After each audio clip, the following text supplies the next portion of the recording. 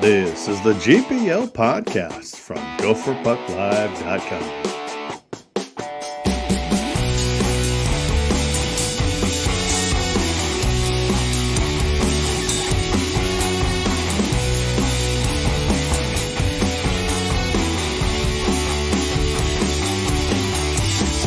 This podcast is sponsored by Jerry Peters and First Class Mortgage. Our expertise, your peace of mind. Visit us at firstclassmortgage.com. Now, here's Jupe and Vigo.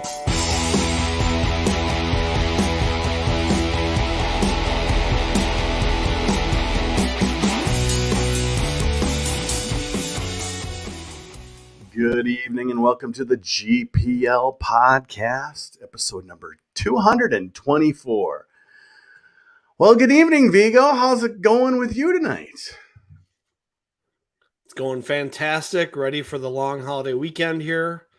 We saw some great hockey with the Gophers in Ann Arbor and a sweep, just as I predicted. You did predict that. FYI, having camera issues. I might flick on and off tonight, but we'll just plug through and hopefully it doesn't act up too much on me. It was earlier, so it probably will. Well, we've got a popular guest that was on with us last season and is now making his return, Vigs. Pretty excited to have Jack Ramsey back on. Let's bring him on now. Jack, how's it going, man? It's going good, guys. Officially a reoccurring guest. I'm proud to be able to say that. Well, your buddy Shearhorn's been on with us a couple times, so we figured better equal it up here. And right, we tried to get him on, but apparently his vacation's just too important to him. And man, he's a busy man. He's got people to please. He is. Okay, first thing I got to know, did you tag anything during hunting season this year? Was it successful? It was successful. It was more successful than last season. I'm Did you drive around and scare people on campus just for old time's sake? I should have taken a victory lap, another tour. Maybe with rifle season. We're wrapping up rifle season in Wisconsin this weekend. I haven't tagged out on that, but I did tag out with a doe and a nice buck with my bow. So I'm done on that and trying to add one more deer before we officially kick it off ice fishing. To be honest, I would say doing it with a bow is really the way it should be done. I don't know. Maybe it's just a little more fair for the deer. That 100% true. The fair chase rule. Yeah. I mean, I sighted in the rifle and I've never rifle hunted, and I went out and sighted in the rifle from 300 yards after 5-10 minutes. And I'm like, I shouldn't be able to proficiently shoot this thing from 300 yards and go shoot an animal. Granted, you can shoot a bow from 20 yards pretty quick, but there's a lot more that goes into it of not spooking everything. Oh yeah. So what's your range on the bow, Jack? My max range on my max range that I shoot is 40, but I don't think I would ever take a 40-yard shot. The 3 or 4 deer that I've shot with my bow have all been under 20 yards. So my buck I shot was like 8 yards this year. So geez. So yeah, a little more ethical than the 40-yard shot. A lot can go wrong in that time. I don't know. I'm not a hunter. I've got a lot of hunters in my family, and I always just kept thinking, I am way more impressed with the bow, and compared to, like you said, a rifle. I mean, it just seems more fair. Yep, it gets your heart pumping. Vigs, a really good weekend, but I will preface it saying, it'll do great at the end of the year. It's got Minnesota in first place, but Michigan was not full strength, and I'm not sure people should read too much into it. Yeah, you don't want to read too much into it. I thought that Minnesota played very solid hockey all weekend, which was the big thing I was looking for. It was disappointing that Michigan wasn't full strength. Jess Myers hinted on the podcast that the Wolverines were going to be short quite a few players. I wanted to see Fantilli against the Gopher D-Corps and see how they'd hold up against him. They kind of call him a Matthew Nyes light kind of player. Well, if you take that kind of guy out of your lineup, it really changes what you're able to do. But they still had Luke Hughes on the blue line, and Michigan still has a lot of talent. Samoskevich is a big name player for them. And I thought the Gophers did a great job shutting them down. I think their first period Thursday night on the road was just textbook. Mm-hmm. I think they had 4 ozone draws to start the game after the center ice faceoff. They let in shots pretty handily through the first 10 minutes, and they just took care of business that way. I think they got some bad luck on the penalty calls. I think the Big Ten gave Luke Middlestat the number 1 star of the weekend to make up for the 2 calls that they called against him. But they persevered. Their power play showed up again for another weekend, which is nice to see. And I thought their penalty kill did a nice job overall on the weekend as well. And Jack, as someone who's been to Yost, boy, those first 10 minutes, they're nothing is bigger than that. Just getting through that. Yeah, no, the children of Yost, as they call themselves, they do a pretty good job. And I'm sure you guys saw the pictures of Bob behind the bench. Humpty Dumpty, that was the best one I've ever seen. That was pretty funny. But yeah, it seems like every time we played there, there was multiple goals within the first 10 minutes, and it's kind of a horse race right off the bat there, and you can't really get sucked in. Granted, this weekend they're missing a lot of guys, so a little bit easier for the Gophers to do that. But typically, that's not the team that you want to get into a horse race with. Now, Jack, I mean, if you were playing in Michigan like this and they were missing some top players, would you be a little disappointed too? You're like, we maybe didn't get their best, or you just kind of roll with it? I mean, as a player, I would think it's like, man, I want to get their best. I don't know. I think that the college season is so short, it's kind of a blessing. Let's take the points in the Big Ten, and you're probably going to get a healthy Michigan team later on. Granted, this gives us a much better odds to win the series. We can't lose it now, but I would take it. I would take it, and I think the Western Michigan thing last year, and just kind of the whole Michigan offseason last year scandal, left a bad taste in my mouth. So make them play is my opinion. Well, Connor Eargood was saying Thursday night that they shouldn't even been playing Viggs, our writer from the Michigan Daily. And look at that. He's rolling his eyes, folks. I mean, this is big boy hockey. It's on the schedule. The fans are going to be there. The players are there. They have enough to play. They still have a ton of talent in their lineup. They're going to play. I felt bad that they had a player that was so severely sick that he had to go to the hospital and get an urgent care. And the good news is that he's out this week and he's back and he's feeling better. That's great. But at the same time, everybody deals with injuries. Everybody deals with illness. Everybody deals with all this stuff. You got to play through it. And that's why you have a deep roster, and guys who are lower in the line chart get a chance to play. And that's how it goes. They still had pretty good defensive players playing. They still had their goalie playing, unlike the Gophers, who didn't have their number 1 goalie play. Bardo had to play, and I thought he looked very good all weekend, which was good to see. Oh, yes. And, I'm happy they played. I would have been incredibly frustrated had they canceled for regular illness. We're post-COVID now, and these were not COVID illnesses. Yeah, Bartoskevich was, it's what we wanted to see, Viggs. I mean, you wanted to see if there's someone else. And, yeah, they didn't have all their offensive guys, but they couldn't stop Duke this past weekend. Duke scored 4 out of their 5 goals. Yeah, Duke's a very good player. He's gritty around the net. I think Michigan, one of the things they were trying to do is try to get traffic around the net, and Duke took advantage of that. And I think that's something that Bardo is going to have to get comfortable with as he becomes a Big Ten goalie. He's going to have to use that size and hold up a little bit better. I think sometimes he got a little bit too much on his belly. He's got to be able to get back in that strong position so he can still move a little bit laterally. But it was good to get him in there. I've been saying that, since the last opportunity he got, Bob had to get him back in there at some point just to see what he has and give him confidence in case something like this happens where Close gets sick or injured. And Jack, boy, if there's any type of illness, it's going to go through the entire locker room. You guys are you're in the same, you're so close to each other on the bench. I mean, everywhere. You live together. It's just, there's nothing you can really do about it except just try to get through it. Isn't that true? Yeah, no. And it you could say that it cost Michigan 2 games this weekend. Gophers could have swept them easily still, but it's a good thing for them that, whether it's RSV or the flu and whatnot, it's good that it kind of ripped through their team and they don't have to worry about it likely for the rest of the year.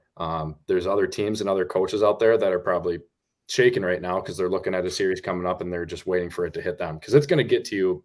It's going to get to your team eventually.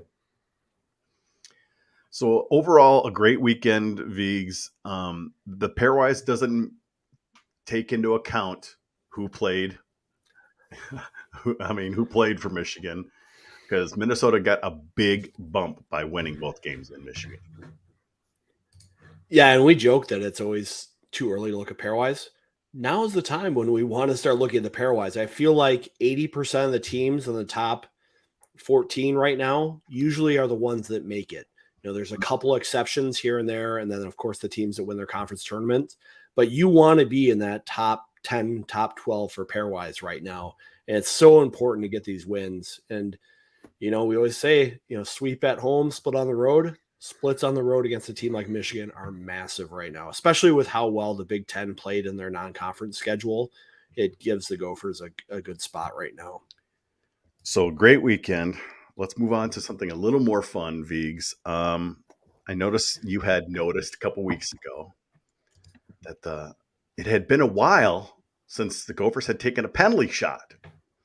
And you had noticed who was the last person to miss a penalty shot, didn't you? I mean, I don't know where you found it. Somewhere. Where'd you find it? The old man. Well, we were looking through the game notes that Brian Deutsch used to always put together, and most of the game notes are pretty positive things. They're like last penalty shot scored, or last shutout, or last hat trick, or last 5-assist game, or whatever. Well, they used to have last penalty shot missed, and it was Jack Ramsey for the longest time, and that's just got a burn in the soul, knowing that SID would pin that to you like a scarlet letter. And now we finally have it replaced. Matthew Nyes is now last penalty shot missed. That puts myself in good company. Your missed penalty shot, Jack. Yeah, I don't know if we went over this one last time or not, but it's a good refresher. I think it was penalty kill, picked off D-to-D pass. It was penalty kill, picked off D-to-D pass, go down, get tripped on it. And in the Big Ten, I don't know if it's NCAA wide, but you have the option to take the power play or take the penalty shot. And we have Mike Genzel at one end of the bench screaming, "Take the penalty shot." So right away, my confidence is doing really, really, really well before that. And then Don goes, "Can anybody on the ice take the penalty shot?" And the referee goes, "No, it has to be Ramsey." And I'm like, "Okay, there's shot 2 to the confidence. That's great." And he looks at me and he's like, "Do you want to take it?" And I was like, "Yeah, I'll take it. Sure, I'll take it." Yep. Get out there. And I played juniors with Tyson Jost, and he would do this move on the penalty shot where he'd open up his hips and go low glove. I think he's a lefty maybe, and he'd go low blocker. So maybe that hurt me. But I tried that. Felt like I almost toe picked, put it right into his glove, and he held it right out in front of my face. And I think that was an ESPN game too. So I had about 30 Snapchat videos when I got home from the rink because we lost the game. Got home and just 30 Snapchat videos of just my friends at the bars or the frat house or at their place, not scoring. So that's a tough one. There's still some sleepless nights over that one. That's something I'll never forget. But at least I'm in good company now, and my name isn't there. Your name's not there, and Nyes did miss, and then later in the game they had another opportunity, Vigs. And Nyes had the chance again. No. He said, "No, I'm not going to. No Moss." They took the power play and they ended up scoring. So it ended up working out well. But Jack, you're off the records for last missed penalty shot. So, I mean, there's some positive there. Feels good. And at least you can laugh about it today. Right. No, that's one of my more memorable stories. You don't forget the good and you don't forget the bad, and you can go back and laugh at it. Yeah. I honestly didn't remember it, but I'm sure somebody in the chat find the YouTube video of it and we'll share it later. All right, guys, we had okay. That's our little bit of humor. There's a situation a couple weeks ago, Vigs, Michigan State, Ohio State. Jagger Joshua was called something on the ice. We don't know what. The player was kicked out, and it kind of came to a head this week when Jagger just eventually got on Twitter and social media and says, "Why hasn't anything happened here?" And I the thing is, that's the first a lot of us even heard of it, because we're not going back and looking at other games, and it's kind of stays quiet, Vigs. But what happened here? How did this get so messed up? Especially with the way things are these days. You just own up to it. Yeah, I almost think it has to come down to that hockey isn't high on the radar at Ohio State, and Gene Smith didn't assert himself into the situation like he probably should have, and they kind of kicked the can down the road.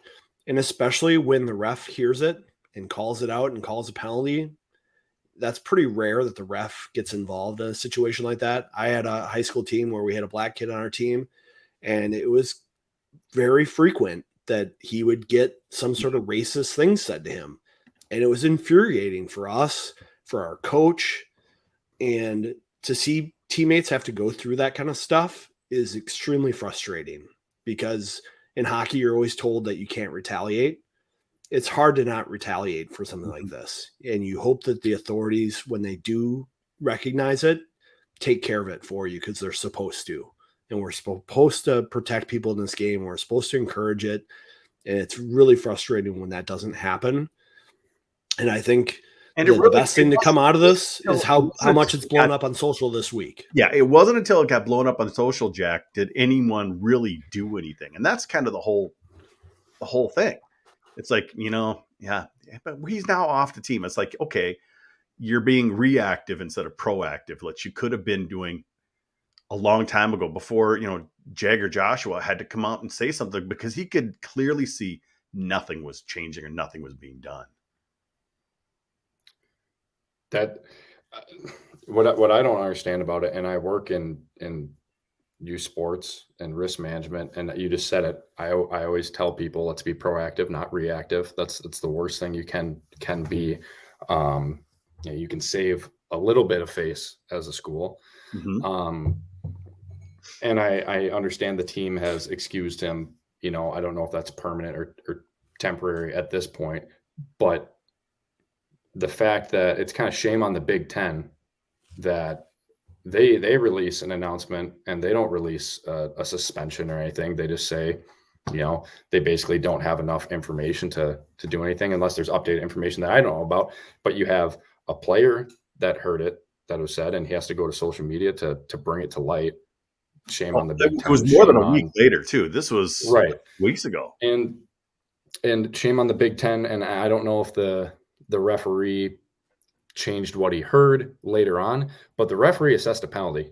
The referee heard something and kicked him out. So he heard something enough to kick him out of the game. So I don't understand how the Big Ten can talk to your referee, and that just shows a disconnect right there, that this guy kicks him out of the game and a player hears something and you're going to say you don't have enough information and do something about it. I think that's kind of shame on the Big Ten. And what's so strange, Vigo, is that from what I heard, this player, I don't know how he's pronounced it, is it Loka or something like that? I think that's right. He played with Joshua's brother, didn't he? At Ohio State. Yeah, you would think so. I know, Europe's had issues with racism in soccer, and yes, there's just something there that comes out. I know this kid's from Illinois, but maybe he's got this foreign influence in his family. But it's frustrating to see in hockey. I think we start growing, and then it's like we just take these huge steps back, and it just doesn't make sense. And the thing is, it has nothing to do with political correctness or anything like that. It's just right and wrong. We've evolved over the years. Yes, I said a lot of stupid things when I was a kid, but you know what? Things change. You evolve. Society evolves, and the fact that we're going backwards in some areas is very frustrating. And Vigs, we've seen this, with some of the pro players. And it's I don't know what else to say about it. It's like we're not getting anywhere, Vigs. It's difficult. You'd like to see some sort of justice in the situation. I don't know exactly what the right penalty is, but you would like for Joshua to feel like there's been resolution that's satisfactory to him in some way. And I think it's restorative justice is how we try to treat these things. And that would be the best case for me. It's frustrating to see. The only thing we can do is our party is to educate our youth about it and educate each other about it and try to come to a better understanding. And honestly, Jack, we have to keep talking about this, and we have to call it out when we see the bullshit like this, that the Big Ten and like schools like Ohio State are sitting on their hands. Yeah, I don't understand how there is an uproar about it. I mean, or what the fallout will be at Ohio State. You know, if I'm on one of the other teams, you know, you have a football team who funds your entire, you know, sports section, who has a lot of black guys on the team.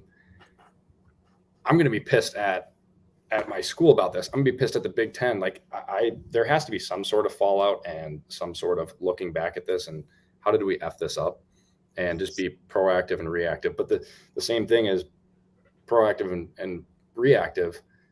The thing shouldn't happen in the first place. So what are we doing to prevent this stuff from happening? It should be simple knowledge, just that this shouldn't be happening. But obviously there's still a lot of work to do.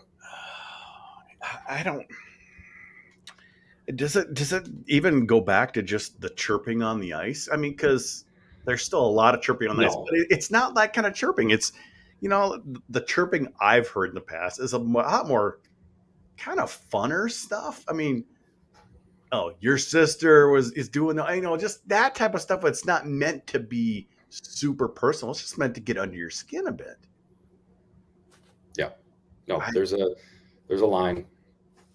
Yeah. I've often thought that the best way to take care of this stuff is to have more diversity in the game.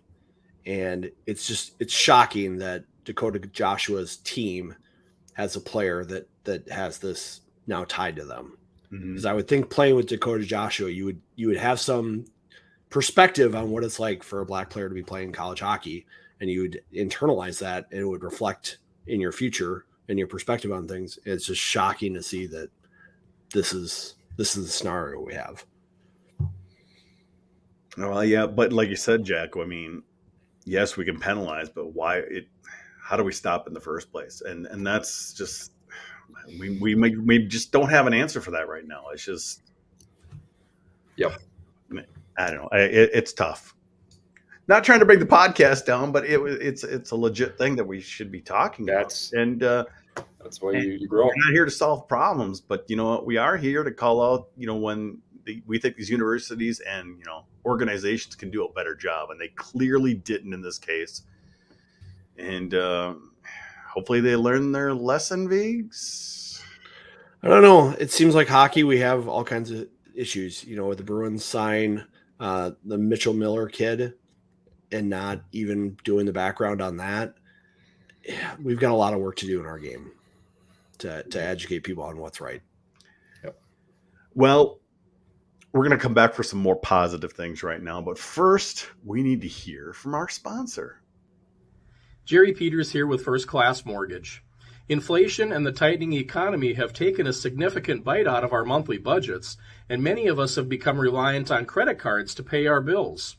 According to the Federal Reserve of New York, Americans now owe $887 billion on credit cards. That's a 13% increase in just the past 12 months alone. And with interest rates on credit cards in the high teens to over 20%, it's time to look for a better alternative, a cash-out refinance from First Class Mortgage. Fortunately, we have record amounts of equity in our homes. Use that equity to combine high interest rate credit card debt, car loans, and replenish your savings account. Even if it means giving up that super low interest rate you refinanced at a couple years ago. Late payments crush your credit scores, and once you get on that merry-go-round, it's hard to get off. To find out if a cash-out refinance is for you, give me a call at 612-940-3291. You can email me at jerry@firstclasscorp.com or go to mnmortgage.com and fill out a free online application. Mention you heard about me on the GPL podcast and receive a $500 closing cost credit. Some restrictions apply. My NMLS number is 480200. First Class Mortgages is 322842. This is not an agreement to lock into an interest rate under Minnesota law. First Class Mortgage is an equal housing lender. All right. Thank you, Jerry, for sponsoring the podcast. I've got some some congratulatory news here. A big hockey guy who's been around the community for a long time is retiring. Now, Paul Allen from Minnesota State has been there, well, their SID and a lot of other things at the university forever. He's been helping us out for 15 years, going down to Mankato and seeing games and getting us credentialed. He's retiring in December. Big congratulations to Paul, because it's a loss for our hockey community, because he's been so supportive and he's been so outspoken for this community, from being a Texas guy even. So congratulations, Paul. It's great to see that you're finally putting that dang Minnesota State team behind you. Picked the wrong school, but what can you do? So congratulations, Paul. We're definitely gonna miss you in the college hockey community. So there's that. All right, Vigs.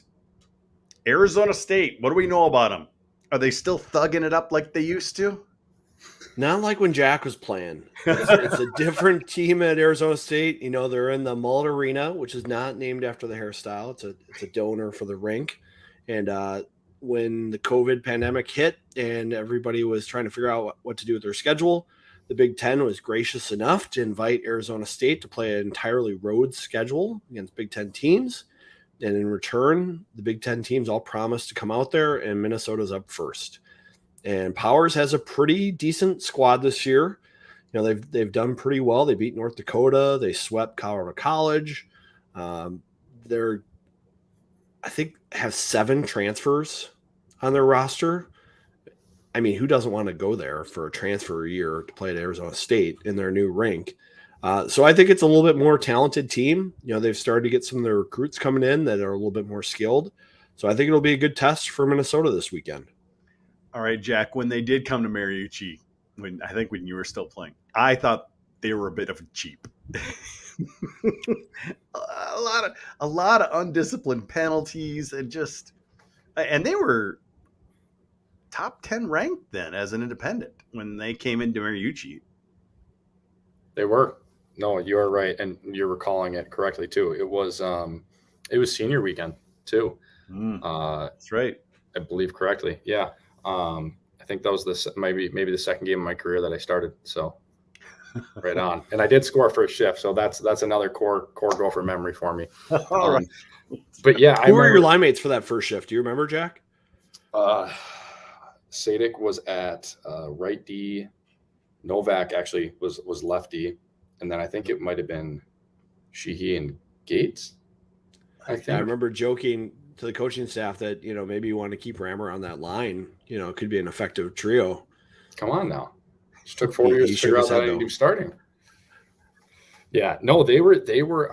I think we kind of took offense to them coming in being ranked that high. You know, being a lot of Minnesota guys were like, it's an Arizona team. I don't know. I don't remember their strength of schedule, but I just thought it was a little fluky that they were ranked that high. And we kind of took it to them. Yeah. And the game got, well, I think both games kind of got out of hand, and yeah, they got chippy. I think there might've been 2 or 3 ejections on the weekend, and we sent them packing. So it was good. Yeah. They were like 5-1, 6-1 type games. They weren't very close. And like you said, they were kind of riding high, and I believe they, like I said, top 10, or at least they did make the tournament. Didn't they, Viggs, that year? I thought they did, or it was really close. I think it was close, and I think they missed. Or I think they were potentially going to make it the COVID year, and then it didn't happen. But Jack, do you remember who finished that weekend in goal? Broccoli Couts. Really? Yep. And it was a. I think he probably got about 30 seconds, 40 seconds, but right. we still managed to have an absolute D zone breakdown, and he made a post to post like sliding save that was unbelievable. I was like, seriously, guys, we're gonna get Cowitz in with 30 seconds left, and we're gonna screw him over and give up a goal. He would have never put his pads on again for the rest of the year if we would have done that. So. Well, the last time they were here, Viggs, was it Johnny Walker did a nice little lacrosse goal against the Gophers. Yeah. And that was a nice move because it just took a weird bounce and it just kind of almost landed on his stick. Yeah, I think it just kind of landed there, so it takes some of the skill out of it, of a part of that typical lacrosse goal where you have to lift it, and he just took advantage of it. But, this Arizona State team's a little different than those previous ones. They've got a little bit more depth. Jack Jensen, who is at one time tied to Minnesota, is there and having a nice season with them. And there's a bunch of Minnesotans on the team. So it'll be a good experience for them to play against Minnesota.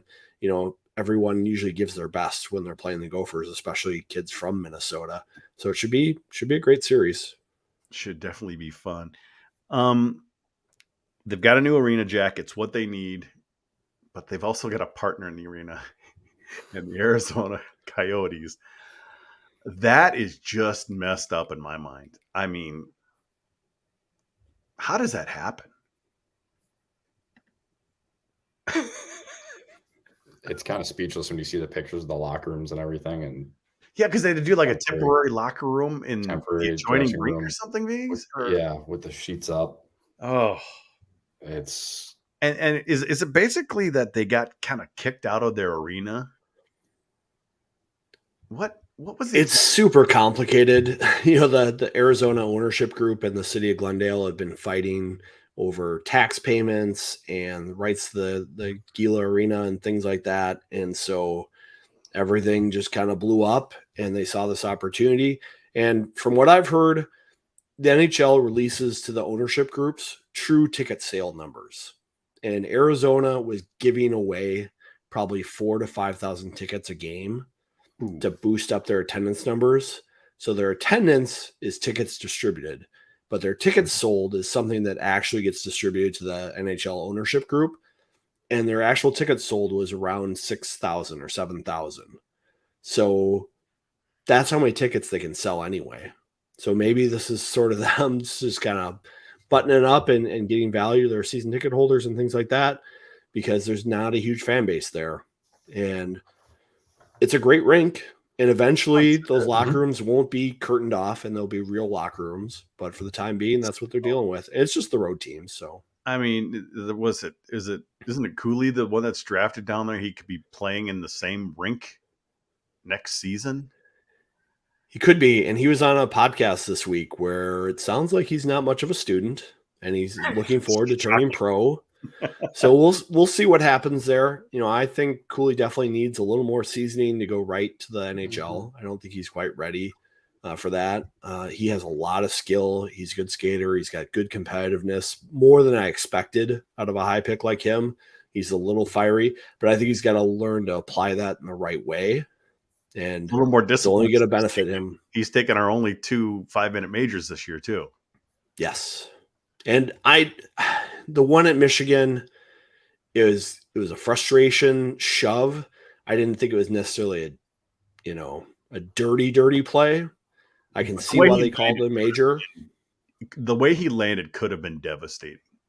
It could have.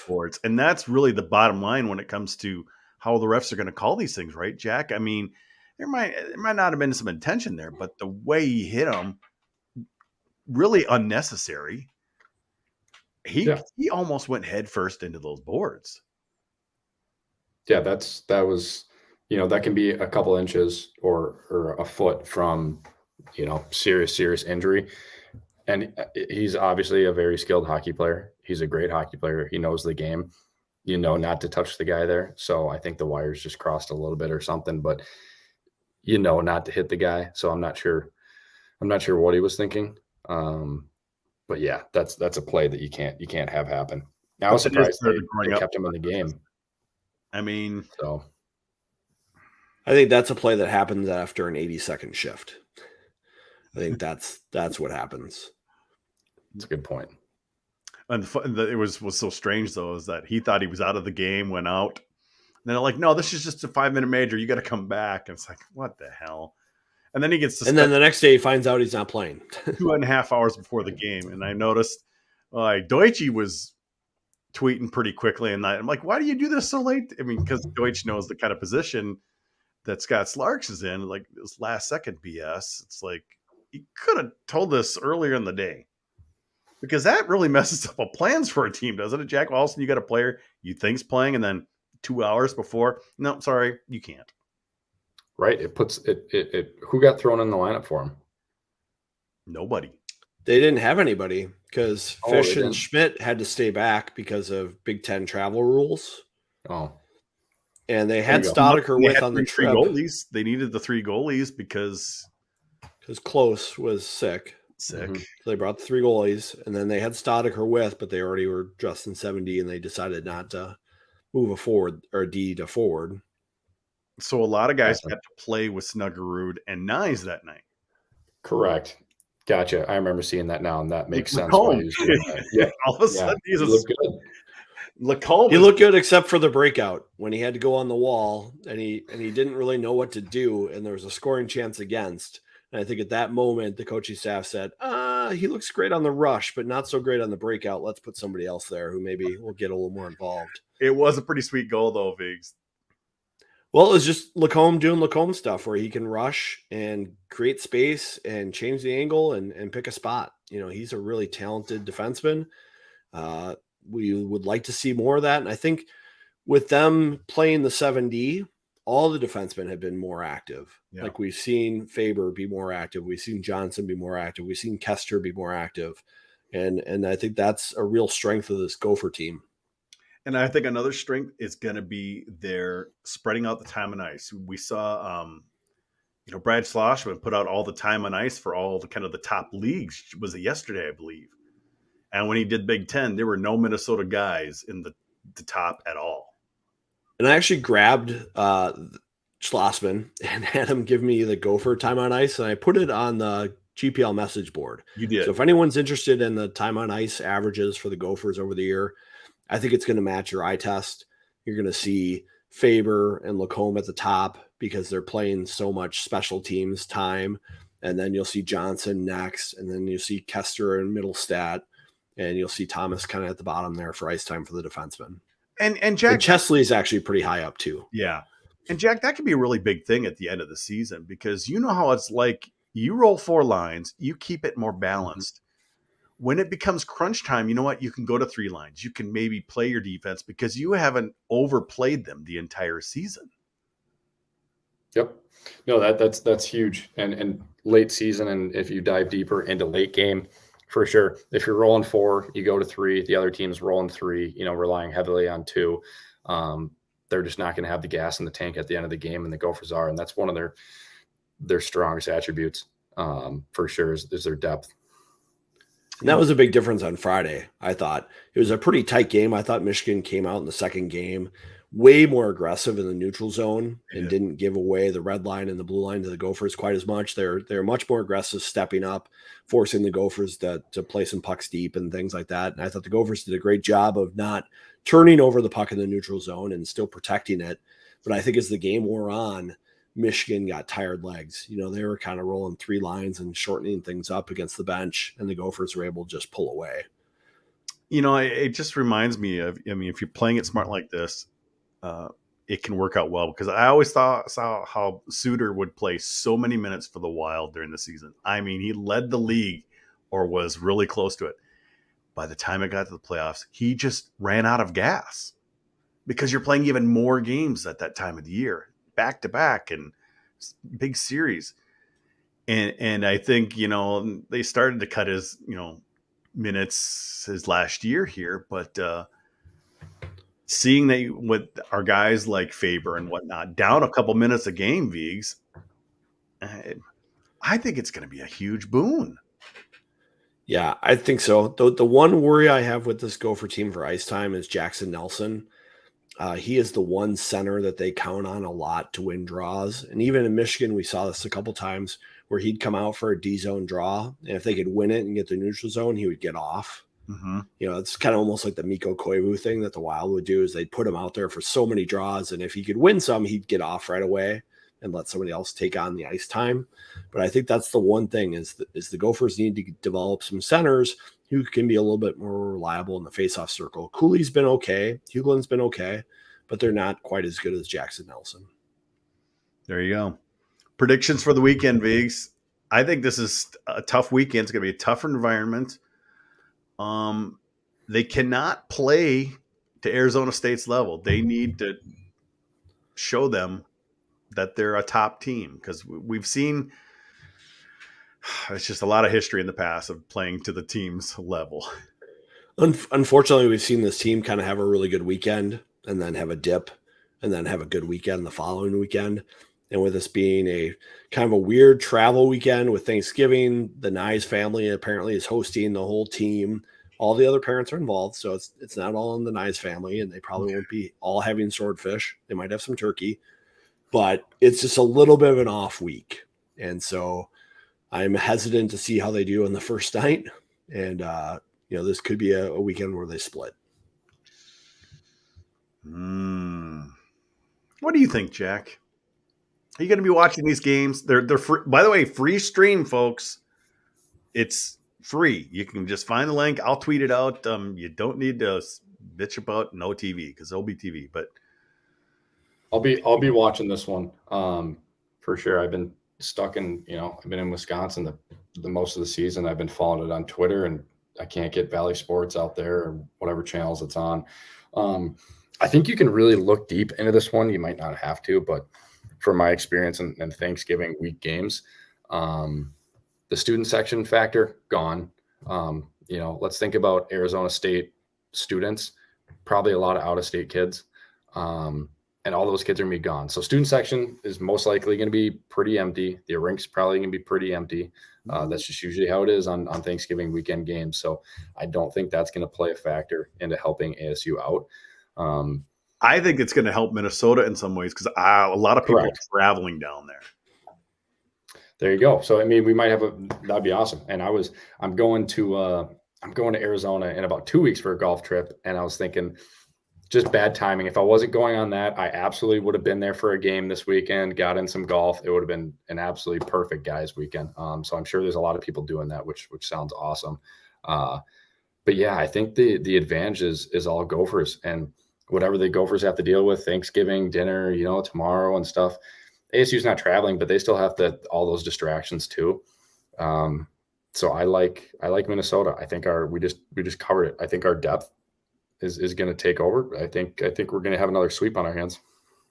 A little more positive than Vigo. I'm going with sweep too, Vigs. We'll have to see what happens, but I always have that fear in the back of my head that, like you said, good weekend, bad weekend. I wouldn't say bad weekend, but because they're not getting swept or anything like that, Vigs, on these quote unquote bad weekends, but they're definitely not playing to their potential. So hopefully the swordfish or whatever the Nyes serves is some good stuff and good motivation for them.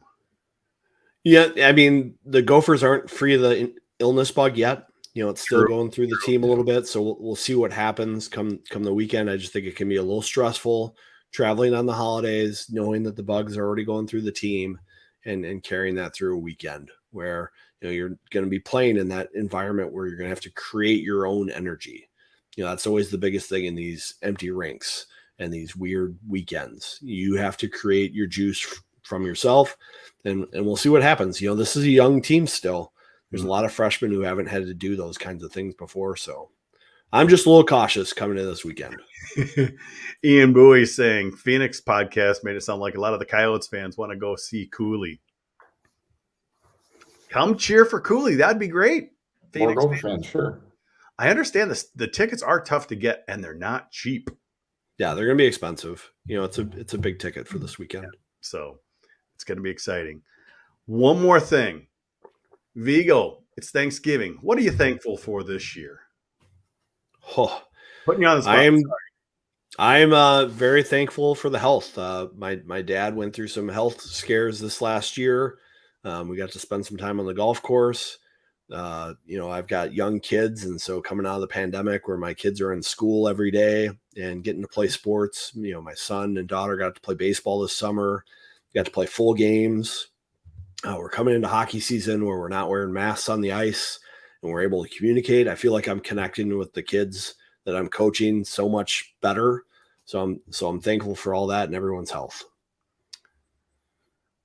Hopefully the Donald's watching. The Donald does like to watch live, so hopefully you're doing great, Donald. Hopefully get to see you back at the arena. Jack, what are you thankful for this year? Man, an endless list. Got married in September. Thankful for my wife, my family. Thank you. And I'd say today, most importantly, thankful for hockey. Led me on this path to be able to do this with you guys. Led me, college. I'm helping out with the Minnetonka high school team, so I get to stay involved with the game there. I get my men's league team, so hockey keeps me busy and it keeps me full of joy. So I'm very thankful for that. How fun is the men's league? It's good. Vigo and I played together on a D League team, but it was more about just having fun than the actual games itself. It's so much fun. I mean, you meet great guys. The thing is, I'm ultra competitive, which leads to, I have a 9 o'clock game, so I'm getting home at 11, which leads to me going to bed at 2 a.m. and it just carries on, and I'm thinking about what could have gone wrong here, and I'm like, half the other guys are just going home and having a few beers and going to bed, and I'm just like, again, I'm just thinking about men's league. So I need to tone down the competitiveness level a little bit. We used to go out afterwards. A lot of times at the super rink, we'd just go upstairs and drink at the super rink. And Vigs, we would get midnight, 1 o'clock a.m. It was just what we did. And I always had the long drive home, but that was always. It was a tough start because we played Monday nights, so that sets you up for a real tough Tuesday. But it was totally worth it. For me, I'm thankful for all the GPLers. We did our donation-a-thon. We're going to be moving servers. A lot of them came through, donated quite a bit of money for us to get moved over to a new server. They did it within 24 hours. They donated over $800. I am super thankful to all that gang, and they come through every single year.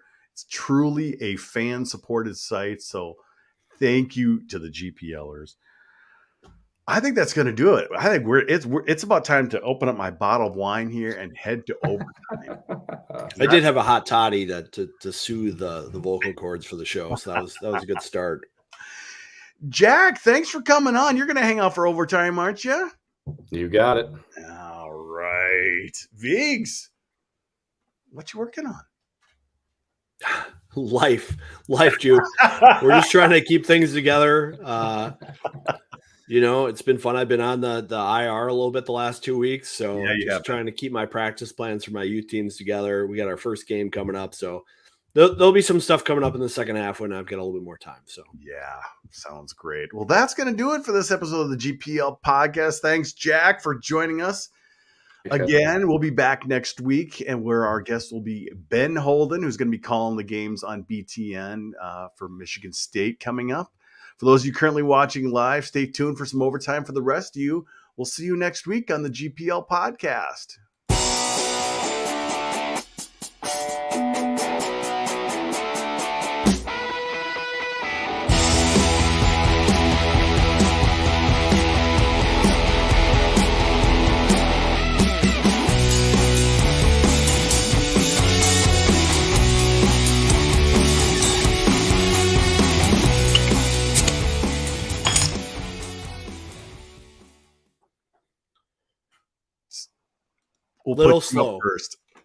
Little slow on getting the bottle ready. That's okay. What you got there, Vigs? This is one of the fun times for beer drinkers. Is Bourbon County release is coming up on Friday. So this is from last year. It was the Proprietors Bourbon County. So it's a stout aged in bourbon barrels with strawberry, coconut, and natural flavors. Ooh, boy. It's from last year. So cheers. Which bourbon fancy glass? Steve's wondering. It says it's the Proprietors from last year. Okay. So they're making this for this year. So it'll be released on Friday. It's kind of like a Neapolitan ice cream. So cheers. All right. Yeah, it's very thick. It is 12.8%. So I'm going with the Fox Run. It's one of my favorite local wines out of New Ulm, out of the Morgan Creek Vineyards.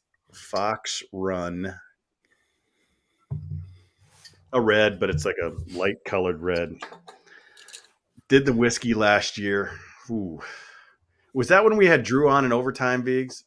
Was it that? I think we had a lot of people on it for overtime. It was great. I don't know if I can go quite that long. I'm just on the back end of a cold, so I've got a big Thanksgiving tomorrow. I got to make mashed potatoes. I got to make sweet potatoes. I got to make stuffing. So, well, we got Gates here. He's drinking chocolate milk. Good for you, Jeremy. yeah, good, healthy. You were drinking something throughout the podcast. What were you drinking there, Jack?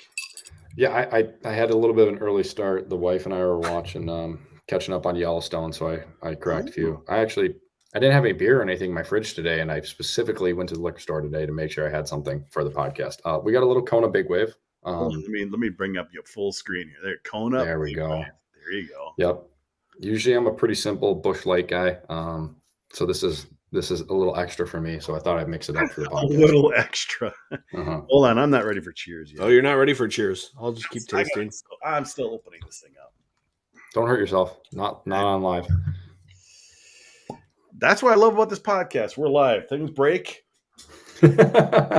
just how it is. And actually, I was kind of surprised my camera held up because right before the podcast, it kept flickering off and on. Sounds like I'm taking a leak. Jeez. And none of this half glass stuff. We'll just go full. So, happy Thanksgiving, everybody! Cheers to all of you. Ooh, cheers, everyone. Ooh, that's good. I did eat tonight, Vig, so I will not be hammered. That's good. That's good. A couple of years ago, Jack, I hadn't eaten in like 5 or 6 hours, and I was literally 2 glasses in and but it was fun. And then last year, I think I started pouring a second glass of whiskey. And, that was a good show too. What was the date when I came on last year? I'd have to look it up. I'm not sure. Because overtime went, I feel like we didn't get off till like 12:30. Overtime went a little late last year. We might have overdone it on overtime. We've overdone it quite a few times last year. This year we're trying to get it back because, man, because afterwards I put the audio together and post it and so this stuff afterwards. So that became a lot more difficult to do. All right, let me see if I can find it here. I went with the Bullet Bourbon last year, I think, too, possibly. So a little safer call, maybe a little bit longer overtime.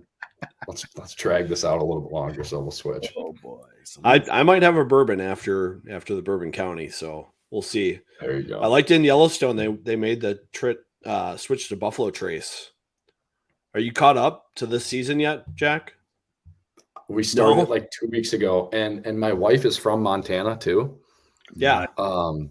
I've seen the Instagram. Everybody's like, you guys watch Yellowstone, right? Like, you gotta love Yellowstone. I'm like, we haven't watched it, no. And then we started watching it, and she's like, they live in a small town. They don't have a ranch, but it's billionaires own ranches down there. And she's like, that's not real. That's not real. That's not real. And I'm like, just let me enjoy it. Let me enjoy it. Yeah. It was December 2nd. So it must have been our last show before the break that the team always took. So where in Montana, Gates wants to know. I think he's from Cut Bank or something like that. Ennis, Montana. So, 50 minutes south of Bozeman. Not too big of a population. I think the population says like 600 people and 200 million trout, which is fantastic. I love Montana. I love where it's flat and just kind of rolling little hills. I love I love Glacier. I love Montana. I cannot wait to get back to Glacier. It's like one of my favorite places on the planet. So, oh man, that is good. Whew. Oh, Vigs, when is the Big Ten going to learn? When's Ohio State going to learn? I mean, you look at the whole wrestling situation that happened years ago. It's like these schools don't learn. And the fact that Jagger had to, a week and a half later, had to say something is freaking ridiculous. It is ridiculous. I think we've talked about with Cappy, hockey is not recognized at Ohio State as that big a deal. Like, as much as we see Mark Coyle and Tom McGinnis at a lot of Gopher hockey games, I bet Gene Smith does not watch the hockey team play very often. Mhm. So he's not got his finger on the pulse of that thing. He's probably going to lose his coach this year, and then he'll be in real trouble. So we'll see what happens. You think It's frustrating. You think he'll go to Wisconsin? It would make the most sense to me. 'Cause- I think it's a no-brainer for Wisconsin to make the hire. I think it'll be tough for Rollick to make that decision to give up on Ohio State, but he'll have more support, he'll have more funding, he'll get access to better players. That's why Bob left St. Cloud, is he can get a much better player at Minnesota than he can get at St. Cloud. I don't think that's a shot at St. Cloud. It's just the way it is. I mean, you look at the top 10 expenditures in the country for hockey programs, all the Big Ten teams are in there, even Ohio State, but there's even more at Wisconsin for him to achieve. So it makes too much sense to me. And, Jack, I think everyone obviously ripped on the Big Ten, but as a player, it's pretty nice. You're pretty much flying almost to every location except for Wisconsin. In the old WCHA days, you're bussing half the games. Yep. No, and it'll make me sound spoiled in the sense I was playing Division I hockey and I was flying a charter plane everywhere. But I would say, the first few years I was there, we because I was kind of recruited on, they're in the WCHA, we're moving to the Big Ten. I'm thinking it's going to be glamorous. It's going to be like WCHA, and you see the attendance plummet, the competition kind of plummets. So I think when I was there, the Big Ten kind of paid their dues for it to get where it's starting to get to. You're starting to get a lot higher end teams. Look at Penn State this year, and look where they were when the Big Ten first got going. And I think attendance is starting to get going a little bit better. Obviously, the Gophers have a better product now than when I was there as well, so that helps. But I think the big mistake is starting to kind of round the corner. And, a lot of that, people were angry. That's the past now. Mm-hmm. But it also didn't help, Jack, that Wisconsin and Michigan came into the Big Ten and they were having some down years. And we all know that to have a healthy league, those schools need to be good. That's just how it needs to be. No, we got some controversial stuff in the chat. Block that user. Oh, somebody already did. I saw some of those people in the Rink Live media availability this week too. So they just like Gopher hockey. They're just big fans. Yep. Big fans. But look at Michigan State this year. They're looking good this year. Yep. Nightingale's doing a good job with them. They're playing a little bit more skill. That's good for the conference. Are we good to take UCLA as an 8th member?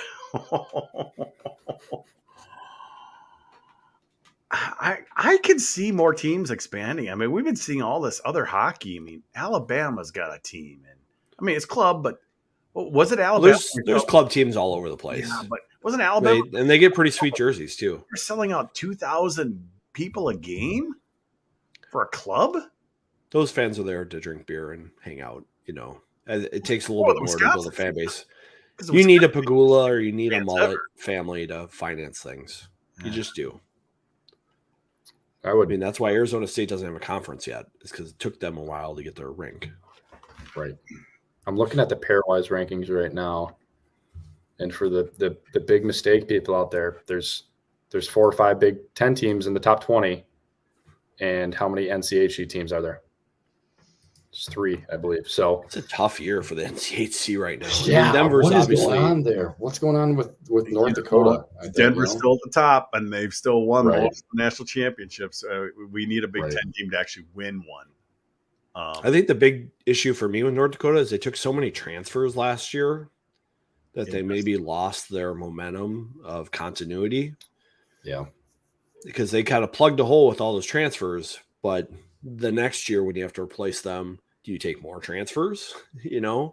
That's tough to build a program. You can plug holes here and there, but when you take, I think they took like 11, it really sets your program back, I think, a little bit, because Minnesota instead took all these freshmen this year, these 11 freshmen. That's a different strategy. That's more for long-term continuity, I think. Any coaching aspirations, Jack? I mean, obviously you're helping out a little bit, but with some high school, but do you like that? I do. And Minnetonka has a lot of good players this year. I think they had 7 guys in the elite league. They got Javon, who's committed to the U, and that's probably the best high school player I've ever seen in person. But it's tough. I initially went in looking at being the full-time forwards coach, and with work, I almost say like high school coaching is for older coaches. Youth hockey coaching is for the younger people, because you got the 8 o'clock practices and stuff like that. And I got to get to where I want to be in my working career before I can take on a 3 o'clock practice every day of the week. So the spot I'm in right now is 2 to 3 days a week, helping out with the team, kind of development / assistant coach, and we'll see where that goes. It's interesting. I grew up as a player that always had a coaching mindset. I see the game as a coach systematically and stuff. And now that I get on the team with the high school, I'm kind of like, man, what do I say? Where do I help out? It's just so much different on the ice as a coach instead of as a player and watching it. So sometimes you're seeing so much, and obviously there's a little bit of a gap of trying to give your knowledge to high school age kids without, short circuiting their brains. Yeah, I think they say the pre-scout meeting should be about 2 minutes or less. Yeah. Because anything more than that, you're overloading their brain and paralysis by analysis at that point. Yep. How much, Jack, is it just getting back out on the ice and just being out there? I asked that because when I went to practice about a month ago, it just looked like Bob was out there, and he felt like almost like a kid again when he's out there with practice. I mean, that's his time. That's kind of his going back to his playing days. It's like just throwing a puck on the net, and it just seems like that could be very invigorating. Massively. I stuck around. We had some video today, and we were watching some social media clips of different teams, and we were talking about culture and stuff. And I started talking about kind of why I'm here. And I'm like, I'm 27, I'm married. I had a relatively short, hockey career from college and pro. And I'm like, and I think back to high school, and I'm like, I have my core memories, but I can't think back to a random Tuesday or Wednesday and remember any moments from high school or even college. You just think of the big moments, and I'm like, that's why I'm here, because this makes me feel so good to get out there.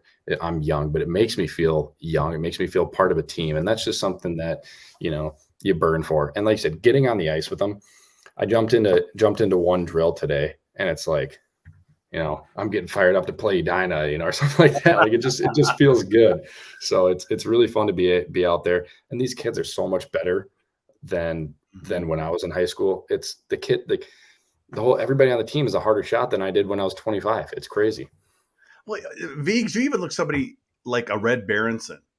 He loved being out on the ice with his players. He might not have moved so well, but you could just tell he loved being out there, and practice is one of his favorite times compared to just running things behind the bench.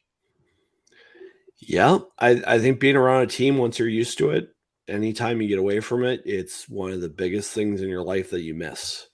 I was around football teams from 7th grade all the way until I was about 34, because I coached high school football for 10, 15 years. And that first fall that I wasn't doing 2-a-days, there's just like this kind of like emptiness going on. It's like, man, I miss getting up at 6 o'clock and getting in the field and stretching in the dew and putting kids through drills and watching them get better every week. And there's just something about sports that you can't replace anywhere else. And so it's fun to be a part of. And I think any athlete that enjoys being a part of a team and finds some success there just craves it. And It's hard to replace anywhere else. Yeah, Even men's league, not quite the same. it's not. Right. I mean, I used to love when they had a real like media day, Vigs, for the Gophers. We would go down there. Some of the players would come up and talk in the club room, and then there would be a practice afterwards, and we could go down and it just seems like there was that first real, the sounds of hockey, a puck hitting the glass, you hear the skates on the ice. Just that sound was like, let's go. Yeah, I like that Bob does open practices and Don did the same. So anytime I'm interested in going to practice, I can just send a little note to Scott Slarks and, just show up at the rink and see what's going on. And it really lets you have some insights into what's going on with the team and, who's having the one-on-ones with the coaches after practice and who's engaged and who's working hard in the drills and who's not and who's kind of floating around and who stays on after. It's just it's nice to be able to see that stuff and get some insights. And you can tell a lot by how a team practices. I really do. When everyone gets done with practice and wants to just go home, that says something about what's going on. But if you see everybody kind of having a good time and, playing a game at the end or talking to coaches and smiles, that's a positive. Jack, is Goldie still the coach at Minnetonka? I believe he was the hockey coach at St. Olaf when I went there, and he taught, or all the coaches at St. Olaf kind of helped teach this coaching class that we took. And you'd have like an athletic training segment where the athletic trainer would run like, 4 or 5 classes, and then you get the hockey coach for like 4 or 5 classes. You get the basketball coach for 4 or 5 classes, and they'd kind of say, "Oh, how do you do a season plan? How do you do a practice plan? How do you keep everything organized?" And a lot of the coaches would always start off with like a monologue about how they ended up where they did. And Goldie has this great story about his first pro game, and he hops over the boards, and there's a line brawl. And Goldie had no idea what he was getting involved with. And so he didn't grab a guy to pair off with. And so everybody else on the ice had basically paired off except for him and the biggest guy on the other team. And this guy, is like 6'4", 230 pounds, just grabs Goldie, who's not a very big guy, and just kind of starts going after him. And Goldie has to turtle. And he said, at that moment, I realized probably pro hockey wasn't my thing. And he was like, I'm happy to be at St. Olaf coaching and all this stuff. And he's just like, yeah, pro hockey's a different animal. And after that shift, though, I realized when I was a pro hockey player, I had to scan the ice for who was on the other side of the face-off.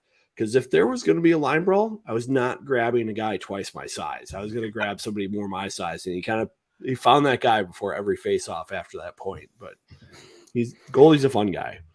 I'm gonna have to bring that up to him tomorrow morning. We got the Minnetonka alumni skate, and then we got practice. So I want to hear that one. I want to hear more stories about him in the class. That's funny. Yeah, I don't think it was their first choice to teach the class of kids, but it was usually like a bunch of athletes who wanted to get into coaching someday, and so it's just interesting to get their perspective. Dan Kosmowski, who's the basketball coach at St. Olaf at the time, started his class with a picture of a giant muskie.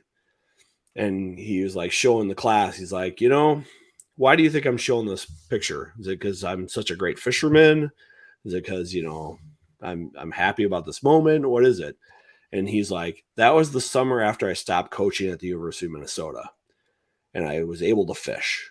And I caught this giant muskie.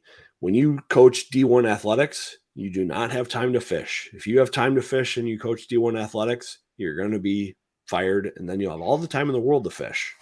And so that's what he loved about D3 sports, is that he could fish and coach basketball. And it's just different. And he just coached against the Gophers. Yeah, it's different against smaller schools though, Vigs, because I remember, if you're working at a smaller school, you're teaching too.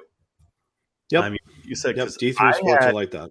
When I was at Mankato State, when it was still called that, their hockey coach was Don Bros, obviously a legend in their community. I had him for a badminton class because he was still teaching some gym stuff. I mean, we still had to be teachers. Like he just shows up, and that was what they did, because it's not a D1 thing. It's a D. They were D2 or whatever they were back then, right before they went D1. And those guys still coach. So I could totally see, obviously St. Olaf, most likely they're still teaching some gym classes or like you said, some coaching and just basic stuff. Yeah. Yeah, my football coach was doing the biomechanics lab where you go in the weight room and you pronate and supinate and do all the stuff, and the side gig. Jack, what does college hockey need to do to change? Is there anything you'd like to see changed? Whether it's equipment like face masks or anything else, what would you like to see changed? The face mask stuff. No, I know people ask for that and they want to see fighting and stuff, and I think it would help get some of the rats out of the game, is what I call them. The guys who are the little guys at Wisconsin when I played there. They run around, they can hit. There's no repercussions for anything, but you can't do the half shields. It's just an insurance thing, right? Who's going to pay for that? Who's going to pay for all this medical stuff? You're not going to do it. It's not going to happen. So that'll never happen. I think, and the thing is, you adjust anyway. I mean, it's not a huge deal. And I always say having 18-year-olds fight 25-year-olds, not a good thing. No. And I mean, the NHL is a different thing. You're being paid for it. It's a professional thing. But you got Cooley, who's 5'10", 180 pounds soaking wet. And then you have Nyes, who's 6'3", 220. Yeah, that's not an even matchup. I think the Rube thing, change the power play and delayed penalty goal rule. Hate it. I actually love that rule. That you're more still scoring, baby. Your penalty. Yeah, absolutely. I would love to see that like in NHL. Yeah. I would like that rule. You know what the thing they need to bring back, and I think they took it away because the referee who fell in warmups and hit his head. But no helmets, flying around before the national anthem. I think we had it my freshman year, and that was it. I love that because you guys the helmets all got lined up on the bench, and I could sit in the box and get a great photo, but I could see why that happened because right. I can't remember his name right offhand, but Butch, yes, yeah, yep. And everyone, we kind of got reminded of him during the pandemic because they showed the famous 2007 North Dakota-Minnesota game where Wheeler scored his goal. And on that goal, when Barabal throws it down, Butch used to do an Indian call when it was going to be icing, or he thought it was going to be icing. He'd go, la, la, la, la, la. It was that type of sound.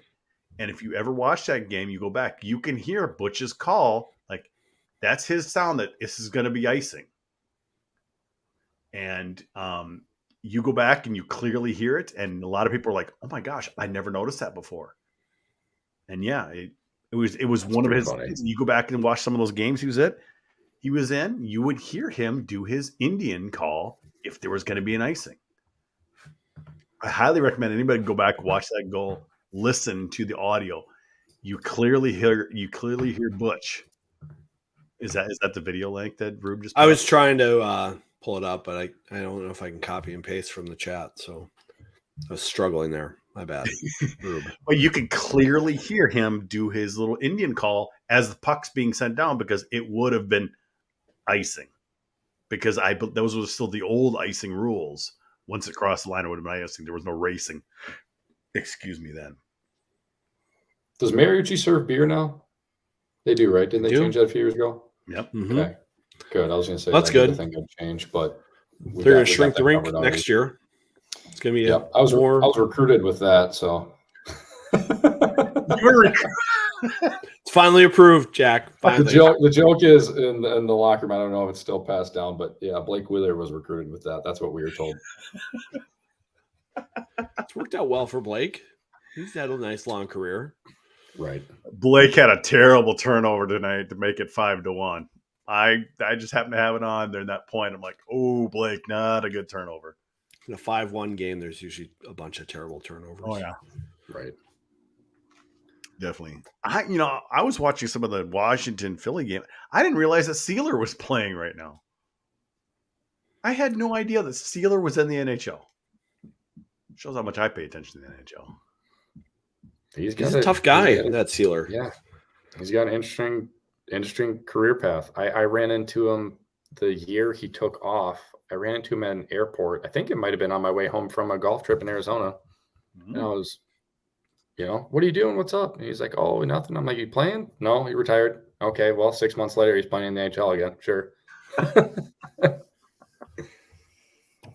So, Jack, do you know some of the guys who work out with Teddy Johnson down in the Minnetonka area?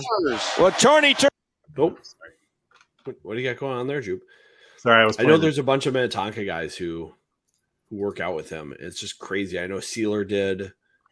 I don't know. It's always interesting to me when you got these 15 and 16-year-olds who are basically doing all the training all the way around. No, I do not. No, I'm not. I wasn't a big gym guy, as you can tell. So it's all natural. Yeah. I mean, I think I was 6'3", 140 pounds in high school, so not much change from now. Aren't you like 6'3" or 6'4", Viggs? 6'3", 6'2 and a half. Were you ever 140 pounds? Not when I was 6'3". When I was playing middle school football, I was too big to carry the ball. That way. I wasn't able to carry the football in middle school. So, but I grew like 2 or 3 inches in college. So like when I was in high school, I was like a 6-footer. Yeah. That's kind of late, actually. I was a late bloomer. That's what made me a D3 athlete. That's being able to grow like that. That's the Stevie Johnson experience. I don't know if you know about him, but in high school, he was like 5'10" his senior year. And I was a junior then playing with him at Minnetonka. And he went to juniors in Aberdeen and all of a sudden like 5 inches in a year and a half. And boom, heck of a D1 player then. Weird stuff. Yep. Got to drink more. Is Stevie still coaching at Minnetonka or? Yep. Yeah, he's the D coach. Yep. You guys should pull him on. Oh yeah, I'm sure he's got some Goldie stories. Goldie's a unique individual, so I think we will have to do that. So Tonka's a pretty good little program right now. They've started to develop some players. No, they are. Yeah, I mean, adding they had 3 guys that came through Minnetonka commit to the U this past summer. So that's good to see the pipeline growing from myself, Lettieri, Hall, and we'll count Vanelli. We'll throw Tommy in there and Stevie. So it's growing. Yeah, I mean we have a good team this year, so I'm super excited to see where it goes. We got Rochester Mayo on Friday, and then I guess the presumed top 1 or top 2 team in the state, Andover, on Saturday. So big game right away. And they just and Andover got all their players back. You just had the big girls game too between Andover and Minnetonka on TV last night. So that right. Another Gopher commit there. Ava Lindsay, all 5 goals. Oh, jeez. So I keep up with my Gopher and Skipper media. As you can tell, I'm ready. Yeah, I'm trying to think back when I was in high school. The Skippers, they were a little down at that time. So late 80s, early 90s. So, but my high school, I went to Jefferson. Obviously, RIP my team. They haven't been good in decades. They lost their coach to EP this year. Did they really? Yep. So he was doing some good things at Jefferson, but I'm sure he'll be fine at EP. Bitch. Why do you piss me off like that? I'm just more down stuff. But obviously, they still have a ton of youth players, though. They're doing well. One of the most famous high school tournament games was that Minnetonka Jefferson game that in the mid 80s went through 3 overtimes. It was a 7:00 game. They had to stop the game because they still had to play another game. So the kids came back next morning to play. Goofiest thing. Wasn't the goal immediately after that too? Like when the game started, I feel like under 2 minutes in, I want to say. Yeah, but it was a quick. I remember Rendell, something like that, scored for Jefferson, and then they had to play Burnsville, and that's when I think must have been '86 because that's when Burnsville was winning their back-to-back titles back in the day. Yeah, I'm just down on my Jefferson squad. I just have to relive the Crowley days, and that's just about it. That's all I can Takes do. one good player. Takes one good player. Or lots of youth players. Or a lot of youth lots of youth players, but players. they could have had some really good teams in the late 2000s or the late 90s or early 2000s, whatever. But somebody like a Hirsch or somebody like a Parisi leave and go to Shattuck, and Eric Johnson goes to Holy Angels. I mean, high school hockey is like a transfer portal these days. It is getting bad. Yep. I mean, what's your perspective on that, Jack? Do people ask you about that when they're high school kids, about either transferring to or from schools, or the rumor mill that goes with that? I don't know the legality of me answering that, but granted, I this is my first year coaching. You don't so have to. Here's the thing about legality. I haven't had to experience no it, specifics. Right? No specifics. Generalities. No, Whenever I ask Bob about recruiting, it's always What about happens in overtime stays in overtime. I don't go like Wally Shaver, say, hey, how about that Cole Eiserman in the U17 game that you got to watch last week? He's like, I can't talk about that. But, Right. No, but I mean, I haven't had the fortune of experience it, and I'm sure if I stick around long enough, I'll have to have a conversation with a parent at some point. But I know, like, even when I was in high school, I had teammates that had parents purchase lake homes or purchase cottages in the Minnetonka School District just so their kids could transfer in and play. So I think if parents have the money and the resources and their kid is a good enough hockey player, that they're going to do it. And I don't know if it's a good thing that people are doing it, or if, there's just such a passion to get their kids to the next level. Because I mean, the expectation for every kid these days is that they're going to play Division I sports, and they're going to play, pro hockey, and that's just not realistic. So some parents should hold off on that. But I think if you can have the opportunity to take your kid from a poor program or poor development situation and put them in a great one, then do it. Because there are ways that high school teams and youth associations are connected, and the way that they're ran is they have good development all the way through, and they're producing more players. It's not a surprise, and it makes sense. So, and that's exactly how my high school program was built back in the day. They had the youth programs all the way up. You had Greg Treble coaching their Bantam teams before he went and took the Holy Angels coaching job, and then it's all about development. Mm-hmm. And then, and it's the same thing in Minnetonka too. I mean, you've lived there most of your life, haven't you? Yep. Yeah. So, no, I have. And you're homegrown. I mean, I know your dad had his little shop in, what was it, Chanhassen? Yep. Gold medal sports, baby. Yeah. Yep. I do believe there's a Chick-fil-A there now. There's not even a building. There is a Chick-fil-A. My dad sold the strip mall, and they built the Chick-fil-A, and he's, damn it, I should have built the Chick-fil-A myself. But I think there's kind of two scenarios. When you have an elite athlete as a kid, there's kind of two scenarios. If they're in a good program and they have good teammates, good players, keep them there. They're going to make it to D1. You know who's going to make it there. I don't think it's going to impact their development. I think like my situation in high school was a little bit different. My sophomore and junior year at Minnetonka, we had 9 Division I players and then 7 Division I players. And then my senior year, I was the only returning like full-time varsity player, or 1 or 2 people. And that's when I opted to leave and go play juniors. And that was a strictly development choice. Surround yourself with good players. If you have them, stay. If you don't, then you can make the jump. But I don't think it makes sense to see kids leave high school organizations that are, top 10 teams in the state to go play juniors. What is that going to provide you? So, what other sports did you play? I played baseball growing up all the way until high school.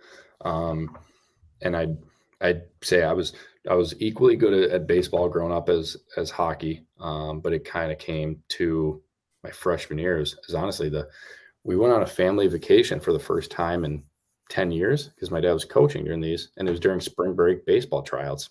And they're like, hey, if you don't try out, we're going to have to put you on this team. And I was just like, all right, I'm a hockey player now. That's fine. Let's make the switch. So that's one thing I regret. I hate that coaches make that wall. If you don't show up for this, you can't do this. Yeah. Because I'm super, super old school. I get this. But I think the kids should play as many sports as they can for as long as they can. It's like some of the hand-eye stuff and the neural pathway development that people can go through by playing different sports, The I think social cannot be replaced. Just being out with different kids and, Yep. just it's and because you look at some hockey now, it's 24/7, 365, and they're playing summer leagues. It's like, you should be out golfing, or like you said, playing baseball in the summer, playing little league, or whatever it is as you're growing up, lacrosse, all that type of stuff. I think it makes sense to specialize in a sport once you actually realize the potential of that. When I started hitting a freshman year in high school, started realizing the potential that I had in hockey, it made sense to make the switch. If your kid is in hopes of making varsity, as a junior or senior, don't take them out of the other sports and put them into a 365. Let them play lacrosse, let them play baseball. They're going to be a better athlete all around, and they're going to have more friends at the end of the day anyways. So I just think it's tricky for me to have a 15 or 14-year-old decide that that's their path. Right. I think there's so much growth between 14 and 18 as an athlete. It's like, Steve Johnson, he's going to grow 3 inches. I grew 3 inches. It's like that can still happen. And to define yourself at 14 is a tough thing for me to identify, because I just know that bantam age, if you are the best skater, you're going to be awesome. But if you're not, it's going to be more of a challenge. And I just don't think that at that age, what's going to happen in 4 or 5 years. So it's tricky for me for when players have to make that choice, and how high school coaches kind of prioritize their sport with their athletes. It's just complicated. Right. I mean, Paul Martin was a record tight end at Elk River. He still made. He's a wide receiver. He's a wide receiver. He was out on the space. End, but whatever. He was a record holding. He's like Mr. Football, basically. Yeah, he was. Yeah, and he could have been Mr. Basketball, according to people I've heard from Elk River. And he had to choose between football and hockey, or basketball and hockey, and it was close. Really, what's the last really kind of multi-sport player? Could it have been Zach Budish? I mean, he was their quarterback at Edina, and he kind of missed his senior year from injury, but there haven't been really a lot of multi-sport athletes, and if there's any. Ratzloff from Rosemont, he was going to be like a 2nd or 3rd round pick in the NHL draft, but according to Central Scouting, and he's playing linebacker at Wisconsin. He's not playing a lot, so maybe made the wrong pro career choice. But at the same point, he picked football. And he was a baseball player too at that point too. So there's a lot of growth there. I don't know. Sorry to push back. I just think it's complicated. It is complicated. And I know, Jack, you're working with all these Minnetonka kids where I think they have to pick at 14. If they want to play varsity sports at Minnetonka, I feel like you're in a tough spot to try to do, like, if you're trying to play football and hockey or soccer and hockey, that's a tough choice because of the way the sports overlap now with the Elite League. I think it puts the kids in a tough spot. I think it heavily depends on the school. And I mean, Minnetonka athletics across the board, very, very good. So you might have to specialize in it if you want to play varsity. And that's something that a kid has to kind of realize, because I mean, you can play junior gold, you can play, on the sophomore football team. That's absolutely, but that is the expectation these days, because they're running camp through the entire summer. And it's kind of like stuff now. all the top schools, it's a prospect system. And again, you're looking at the youth, you're trying to develop the youth and bring it up, because that's how serious it is. But like, we have a few kids that are multi-sport athletes. We had a kid that just wrapped up football, boom, jumped right into high school tryouts. I mean, he's a hell of an athlete, and he made the varsity team. So that's not the case every single time, but like that's pretty impressive to, you know, I'd put the love football seeing pads that. away, Love go to that. hockey tryouts and make Yeah. you know, that's a linebacker on the ice too. So that's something you need. I Love always recruited my defensemen to play D-backs when I was coaching football. I was like, if you're a defenseman, playing safety is the same thing. You're just sitting back in space and you're looking for people coming open. They're not even going to see you coming. It's like a free open ice hit. And they turned out to be heat-seeking missiles at safety. And it was so much fun to see them not be football players, but become football players, and then see how it translated to hockey. Because then they come into November and they're used to all the contact. And now all of a sudden, like they are tougher in the corners.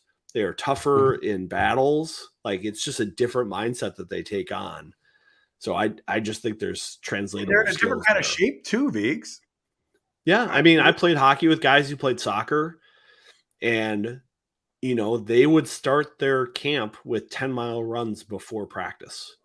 And so by the time they got to hockey, you know, they were iron lungs. Like they could play defense and play 30 minutes a night, no problem, because they were used to running for 100 minutes Running a a day.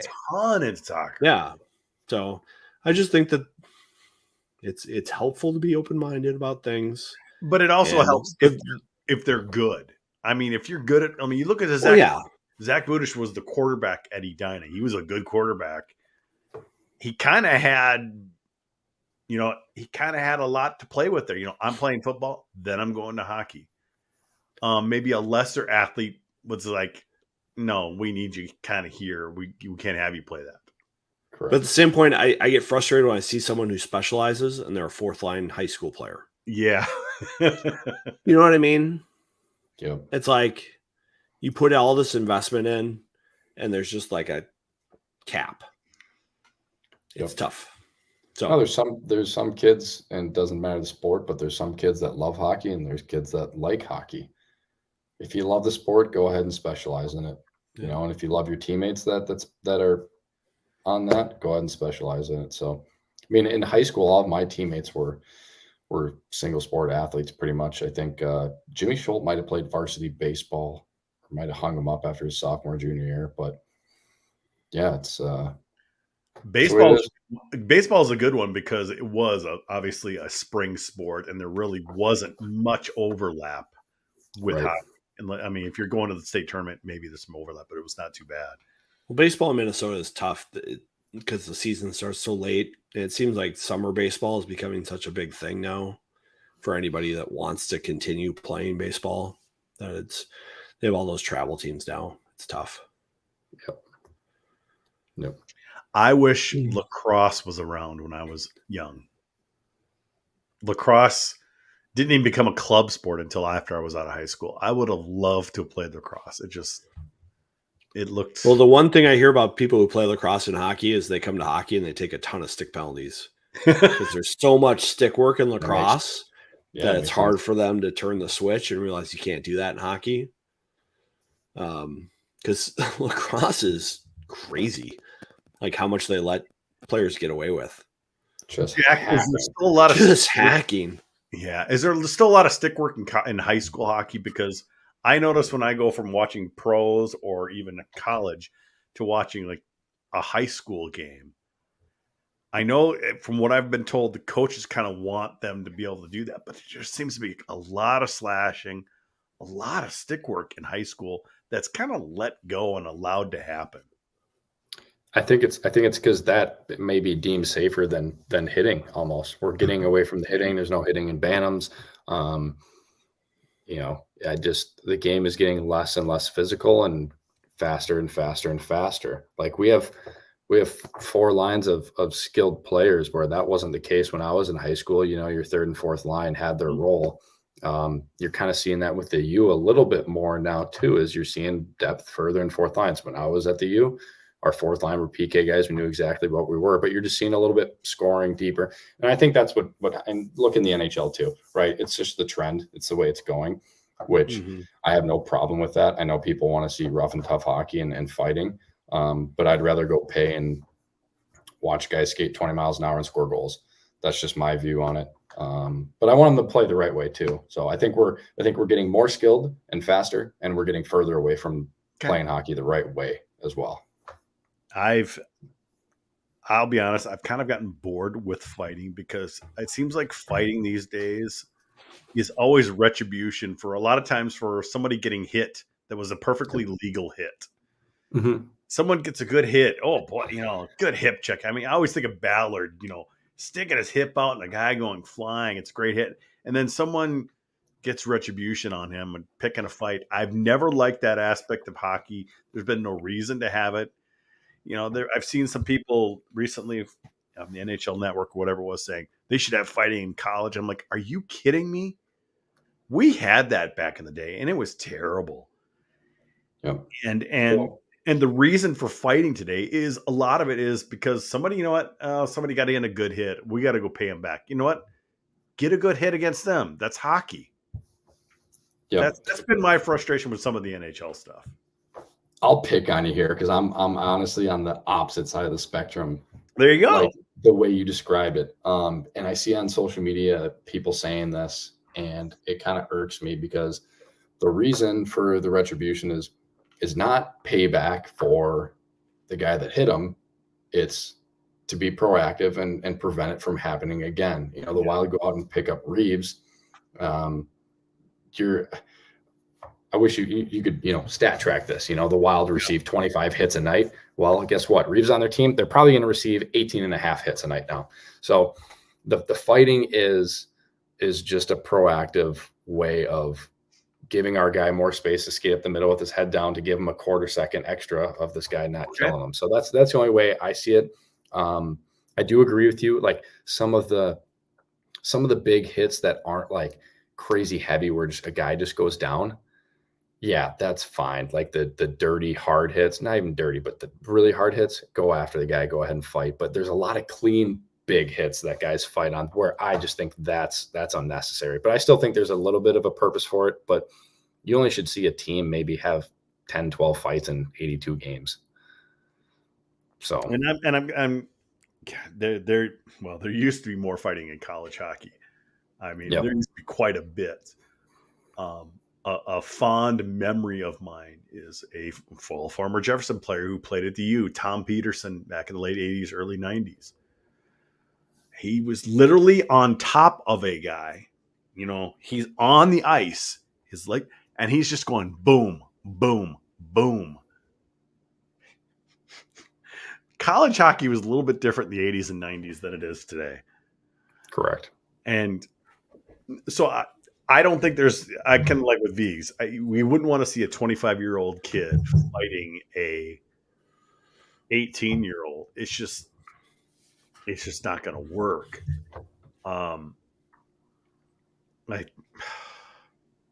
Maybe you have it in the pros, maybe it still has some stuff, but like you said, if half of it is because it was a good hit, that just does piss me off. But like you said, if it's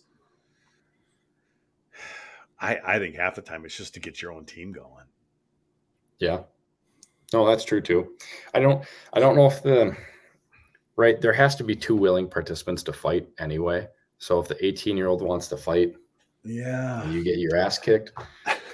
I just think the 18-year-old might not know enough to know when not to fight. You gotta learn. Right? I got this guy. You gotta learn. Yeah, that's funny, but I don't know. There's a time and a place for it. Yeah, there were a lot of double minors for roughing back in the day. Yep. Yeah, I'm glad we don't have college hockey. I think that's kind of some of the love that I've always had for college hockey is that it's not pro hockey, and that it's more, for me, it's always been more wide open. And mistakes happen. Maybe that's why. I don't know. It's just I was watching, like I said, I was watching the Caps in Philly tonight. It's just not like college hockey for me. Well, there's so much more development happening in college that you're allowed to make mistakes. and your rosters are set for the year. In pro hockey, if you've got a player who keeps making mistakes, they're not going to be a pro hockey player for long. They're going to get replaced. And so you get a little bit more rope in college hockey to have those experiences. And coaches like Bob Motzko are trying to get the high-end players and develop them over the year. And the team he has in November is not going to be the team he has in March. You know, you're bringing these kids along. Like, we're looking at the Gophers right now. Logan Cooley is like, I think 6th or 7th in ice time for the team. That's not because he's the 6th best player overall. It's because they're preparing him to be that role at the end of the year. You know, he's making plenty of mistakes, but they're going to deal with that as they develop him, which is what I love about college hockey is you're developing players, you're developing character, and you're teaching lessons, and you get the mistakes right with it. I got to say, Jack, I am really excited about this team because there's some guys who haven't gotten it going yet that you know are going to get going, like a Huglin. And we even saw Brodzinski this past weekend. I think what he had a couple goals. It seems like Brodzinski's even starting to get it. It's like those guys that, you know, they're doing well right now, number 2 in the country, and they still have some guys, if they start plugging and contributing like we think they could, this team could be really good come January. Yeah, no, they have depth. They just gotta see it all across all 4 lines and all 6D. But that's a nice thing too, is the Gophers have the ability to play Logan Cooley. He's a good enough player that you can develop him. He's going to make mistakes. He's going to still put up points, but you can surround him with good enough players that cover up his mistakes, and other players. So college hockey is unique. That's what makes it cool. It's pretty amazing. You can put him out there with Brock Faber and Ryan Johnson, and Cooley could probably do whatever he wants. And those two are going to cover up just about any mistake. You've got 2 guys who skate like NHLers. You know, Brock Faber's probably going to be playing for the Wild at the end of this year. Ryan Johnson, I don't know if he's quite NHL ready to play, but he's got the skating ability to play. And with those 2 guys back there, you can play whoever up front, and they're going to help out. You know, I think another thing I love about college hockey. Oh boy, there we go. Yeah. Let's go. Yeah. I don't know if this is a mistake, but I'm going to have a bourbon. It's not. This one's a single barrel select. Bear Pingree. They get MGP whiskey from Indiana, and then they kind of distill it. So this is a single barrel that they have that my store 1010 Washington Wine and Spirits selected. Nice. And do a little pour of this. They have a great Black Friday sale going on. If you're in Minneapolis on Friday morning, it's a little bit of a sponsor. They've sponsored the beer of the week before. Maybe they'll sponsor a bourbon of the week here at some point. But they have a great sale. They've got some really good bourbon and rye that they're going to be like $25 a bottle that are normally like $60. One of my favorites, Old Forester, 1910 and 1920 are going to be like 40% off. They get lots of single barrel stuff in. This one's delicious. I mean, look at that color for a 7-year bourbon. Very nice, Viggs. Very nice. Jack, one thing I could say I love about college hockey, whether if it's, you know, this school or other schools, is obviously legacy. Family. Fathers played. Sons played. You look now at all the players on the team. You know, I grew up with Dave Snuggerud on the team, Craig Johnson, and 2 of their kids are on the team. You look at North Dakota, and you've got Blake on their team. And their father, Jason Blake, was one of the most hated guys here at Minnesota. But I love that because it just builds more rivalries. And you see legacies come through. You look at the nannies, and, you know, Lettieri's and stuff like that. I love that about college hockey. Yeah, it's unique. And there's no surprise to I think it was the St. Louis team that they started producing the Kachucks and all the NHL players out of there because they have NHL NHL player dads, growing up and raising those kids. And a large majority of my success was my dad and coaching. I had the ability, but my strong suit was my mental game and knowing the game. And that came from him. And that just gets passed down generation to generation. So, you have genetics, but in reality, it's just the knowledge and the work ethic and stuff that's kind of passed down. So, Jack, did your dad coach you in youth? Was he like your mic coach or squirt coach or anything like that? Or he never coached me. I got coached on the way home every single game, so we'll count that. Yeah, mom coached though too. Yeah, mom's coaching. Mom taught me how to throw a football, and I don't throw a football very well. So, but my dad coached my sister's U14 team, and it was funny. They went from like 3-35, and to the next year they lost in double overtime in the state tournament. So it's like, coaching at the youth level, no hate on youth coaches, but to have somebody that has, tangible hockey experience, it goes a long way. And that's what I really hope to provide at Minnetonka too. I mean, you have Goldie and Steve Johnson, Stevie Aronson, you have great coaches, but a fresh set of eyes. Everybody brings their own piece of knowledge. So I hope to impact a little bit. So, Viggs, I must say that, I watched some of that Wisconsin-Minnesota series, the women's games this past weekend, and it is a completely different kind of hockey compared to any of the other women's games because the refs let them play. There is a ton of physical play that is clearly against the rules in women's hockey. It's not against the rules. Well, it's not body checking. It's not. It's very. It's contact, but it's not body checking. There's a difference. It's a lot of contact. It's a lot more contact that you see when other teams are playing. When Minnesota and Wisconsin are playing, it just goes up a level. USA Canada, same thing. It's the women's game doesn't have checking, so you can't deliver the big hits. So the only way to send messages physically is with this kind of rubbing out body contact, and it's not checking. I just went through this with my squirts today. Really? We do this like body confidence drill where you're going up the ice and you're getting shoved and you've got to hold your ground, or you link arms and you're trying to tug the other person down. And it's like, you can't check at this level. But to be effective one-on-one, you have to be physical. You have to be able to accept contact, and you have to be able to skate through it. You have to be stable enough that you're not just going to be Bambi on the ice and fall down. You have to be a strong skater. And, tangentially, the Gopher freshmen this year handle contact better than probably any Gopher freshman class I've ever seen.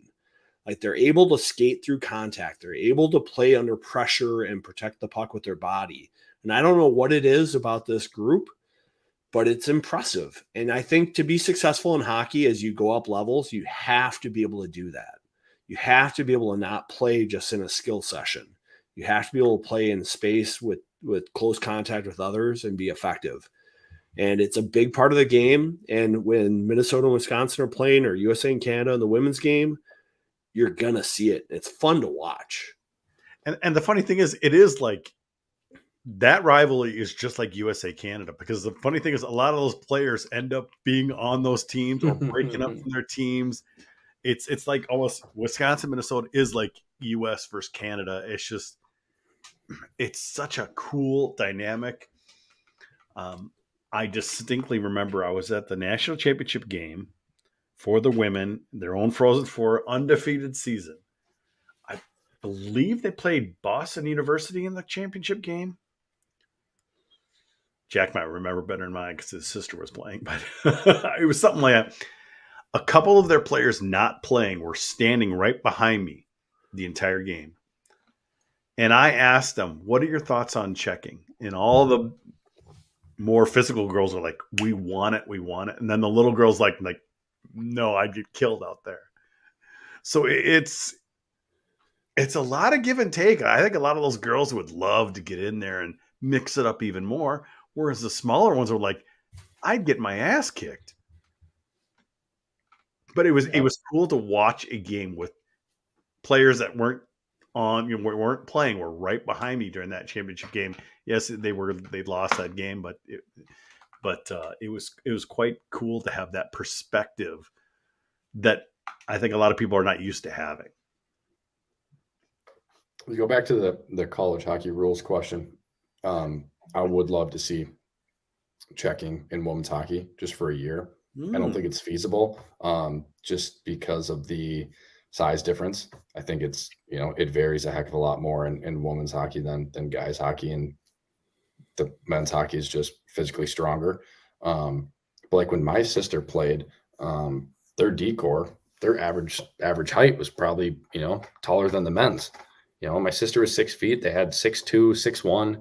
Like, they had some really tall girls. And like, I remember my sister in youth hockey would get penalized all the time for hitting when she had the puck because she was so much bigger. She's 6 feet tall in high school. She'd just run into girls and they'd go down. So I think it'd be really, really cool to see how that would affect the game. But that's the beauty of women's hockey too, is the passing is so good, and the skill level and the skating is there because you can play with your head down much more than in men's hockey. Yes. But it would be really, really cool just to see how it would affect the game, and there would be some freaking big hits, and that'd be cool to watch. Steve, yeah, he's reminding us it was a decade ago now. Oops. It was BU, yeah. 42-0. I remember it was actually before a Gopher game that they played North Dakota to multiple overtimes there at Ritter. And those girls on both teams were so darn tired. It got to the point where it was difficult for them to make a pass. And then the pressure that was on Minnesota at that point was tremendous.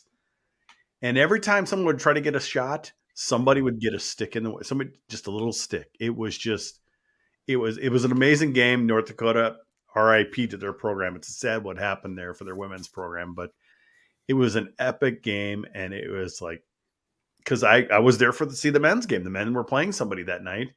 And I don't think I made it over there till like the second period for the men's game. One of the best games I've ever seen between Minnesota and North Dakota, that 2 or 3 overtime game in the what was in regional that year. But an undefeated season. Yeah, I've heard people saying their team this year is better. I'm like, really? They went undefeated that year. Yeah. How many Olympians? Kessel on it. I mean, they had so many great players. Undefeated? Are you kidding me? I'm not sure that will ever happen again, Jack. No, that's what I see when I say it. 41-0. That stretch that my sister was there, 4 national championship games, 3 national championships. Like, the amount of Olympians and All-Americans that came through, and that was, women's hockey has expanded tremendously in the past 6 years since then. I think it was, you had your 3 or 4 teams vying for the national championship every year, and now it's probably 10 or so teams. But just nuts. And now the talent in Minnesota is starting to spread out a little bit more, which is good to see as well, because that's helping develop the women's college game. You're seeing depth though. It's not like you're seeing a Chrissy Wendell dominating a game. You're seeing not one line, not 2 lines. You're starting to see that third line because, back in, like, say, Chrissy Wendell type of days, she could dominate because she was playing with the boys for so long. She was skating circles around the rest of these girls. That's just not the case anymore. Jack, did Rachel grow up playing with boys teams growing up, or was there like girls teams for her? Because I remember when I grew up, I played Roseville youth hockey, and Winnie Brodt played with the boys.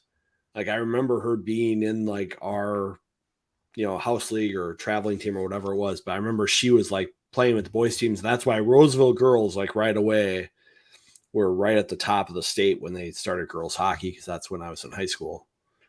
I think she was with girls, because I remember that U14 team. I actually went out there for a few practices and got my ass kicked because the girls were so much bigger than me. I think it was with girls. My goalie growing up through youth hockey, she was a year older than me, Sydney Rossman. She was like the best goalie in our youth program. And then she played varsity, won a state tournament in Minnetonka, and she played at Quinnipiac. Heck of a goalie. I think she played for the Whitecaps a little bit too. But I mean, the proof is in the pudding. I think it's super beneficial for the girls to play with the boys growing up for sure. And who knows if we see that in the future of, mixing up since there's no checking anymore. Why not? Right. I mean, Andover, I'm so impressed with their programs because we see so many youth associations where the boys are really good or the girls are really good. But Andover, both programs, boys and girls, are at the pinnacle of hockey right now. And it's just whoever's running that youth association, tip of the hat to them because they're doing it right. Yeah, here's something strange is that Vigo and I used to both play multiple times a season against a now Gopher assistant coach and Jessica Scott. She's now the assistant coach for the Gophers. We played hockey against her many times in youth or in adult hockey. She was vicious. Well, I think she played. I want to say Coon Rapids boys. I don't know if she played Coon Rapids. I know she coached the Coon Rapids girls for a while, but I think she played boys hockey. Blew out her knee.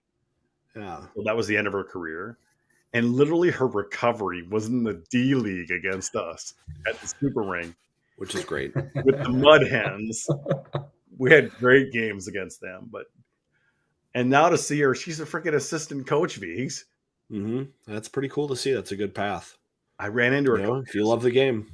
She was doing video for the Gophers. She's like, "Hey, how you doing?" and stuff like that. So it's just so weird that an old beer leaguer of ours is an assistant coach at the university under Brad Frost.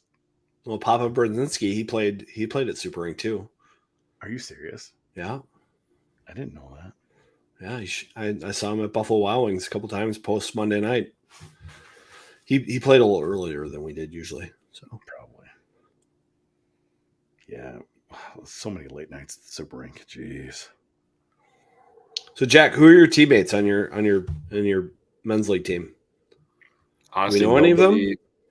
No, I'm the only Division I player. There's a couple D3 players. I got I subbed in last year. My wife's best friend, her fiance plays on the team, Matt Runyon. He played at Lindenwood, so now D1. But I got the invite and I've stuck around. So it's a good league. We're having a down year, but it's a 2-season split. So we have playoffs coming up, which we're not going to make, and then we start a new season post New Year's. So we'll see. We had Chad Roberg, former Gopher, walk on, barely played at all. He did play a couple games for our Rubes hockey team at the Super Rink Adult League. And it was just a blast. Old Roby, who ended up being, I think we got him into the top 50 of the Hobie just because we rigged the internet thing, the old internet that we got Chad Roberg, who played just a few games for the U back in 2002, 3, whatever, on the Hobie Baker top 50 because we rigged the voting back in the day. I played on a team that played on a Sunday night Augsburg League. And it was basically all former MIAC guys on the team. And I was an honorary hockey player because I was a football player, but everybody else had played like MIAC hockey. And one night they got Ben Clymer to suit up for the team. And he wore his Tampa Bay Lightning Breezers. Oh, and he was still a young man at this time. And it was quite the show to see, a recent NHLer playing in a Sunday night Bronze League hockey game. So it's always fun to see who shows up at Beer League.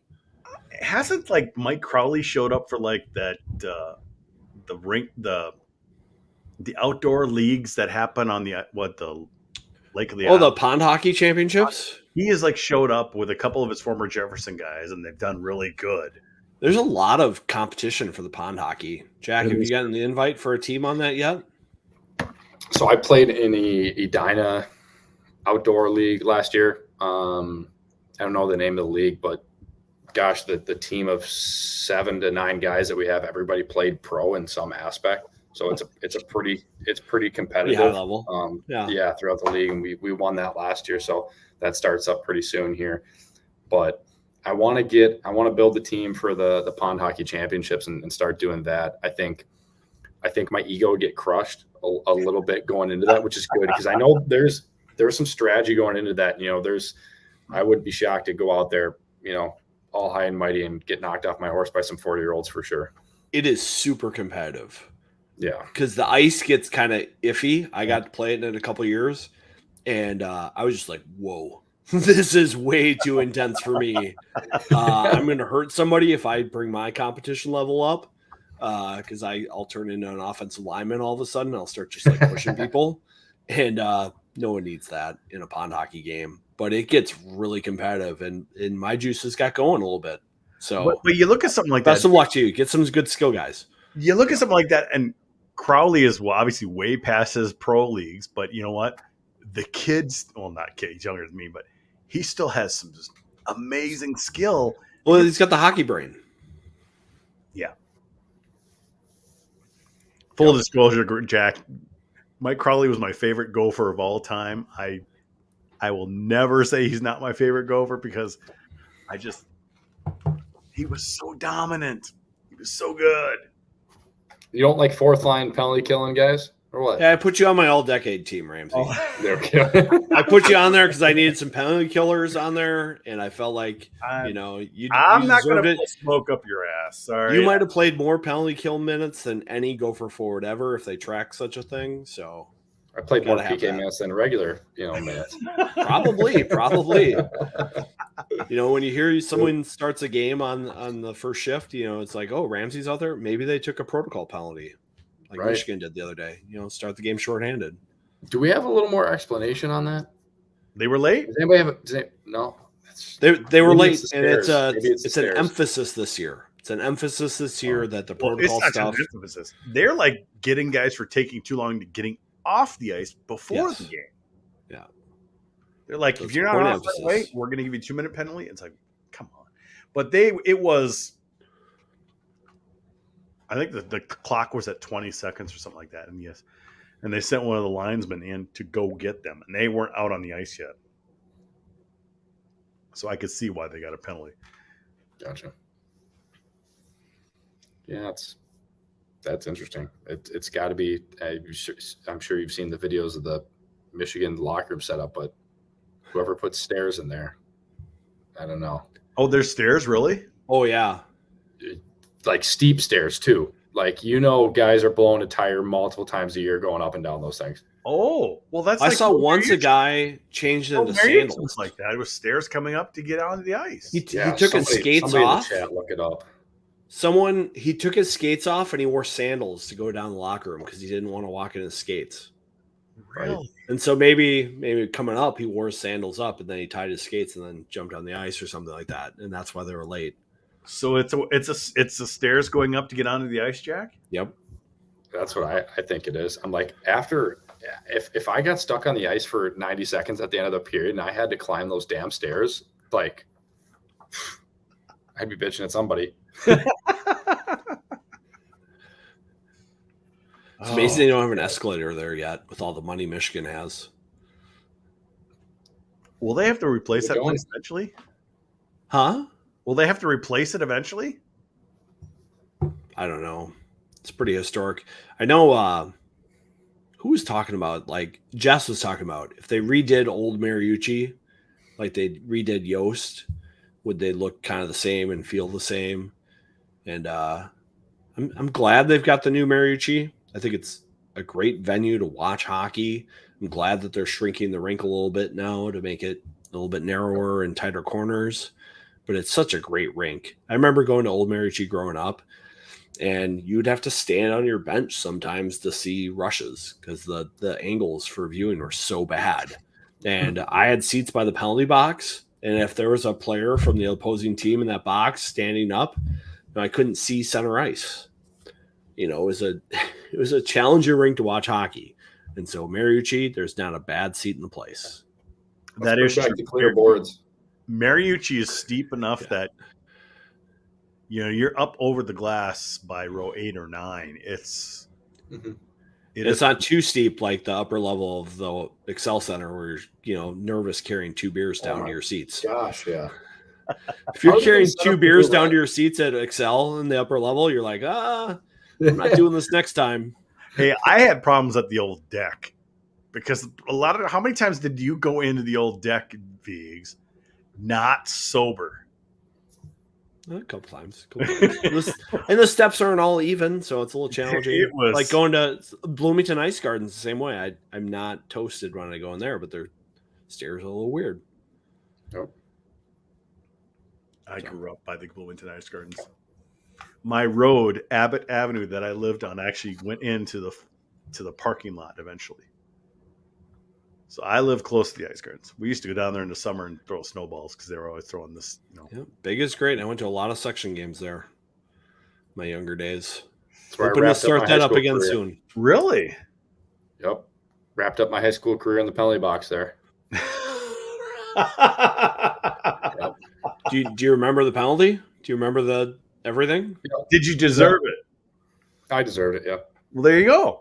It was coincidental. It was a coincidental. We were playing Wayzata. We were down like 2 or 3 in the section semifinals, and I'll still have a gripe with the sections to this day because we're number 1 team in state my sophomore year, number 3, 4 team state my junior year, and the damn sections are so hard to get out of. But I just got into a pissing match with some kid on their team and slashing, hacking each other, and yep, wrapped it up in the penalty box. Oh, do boy. You remember who he is, Jack?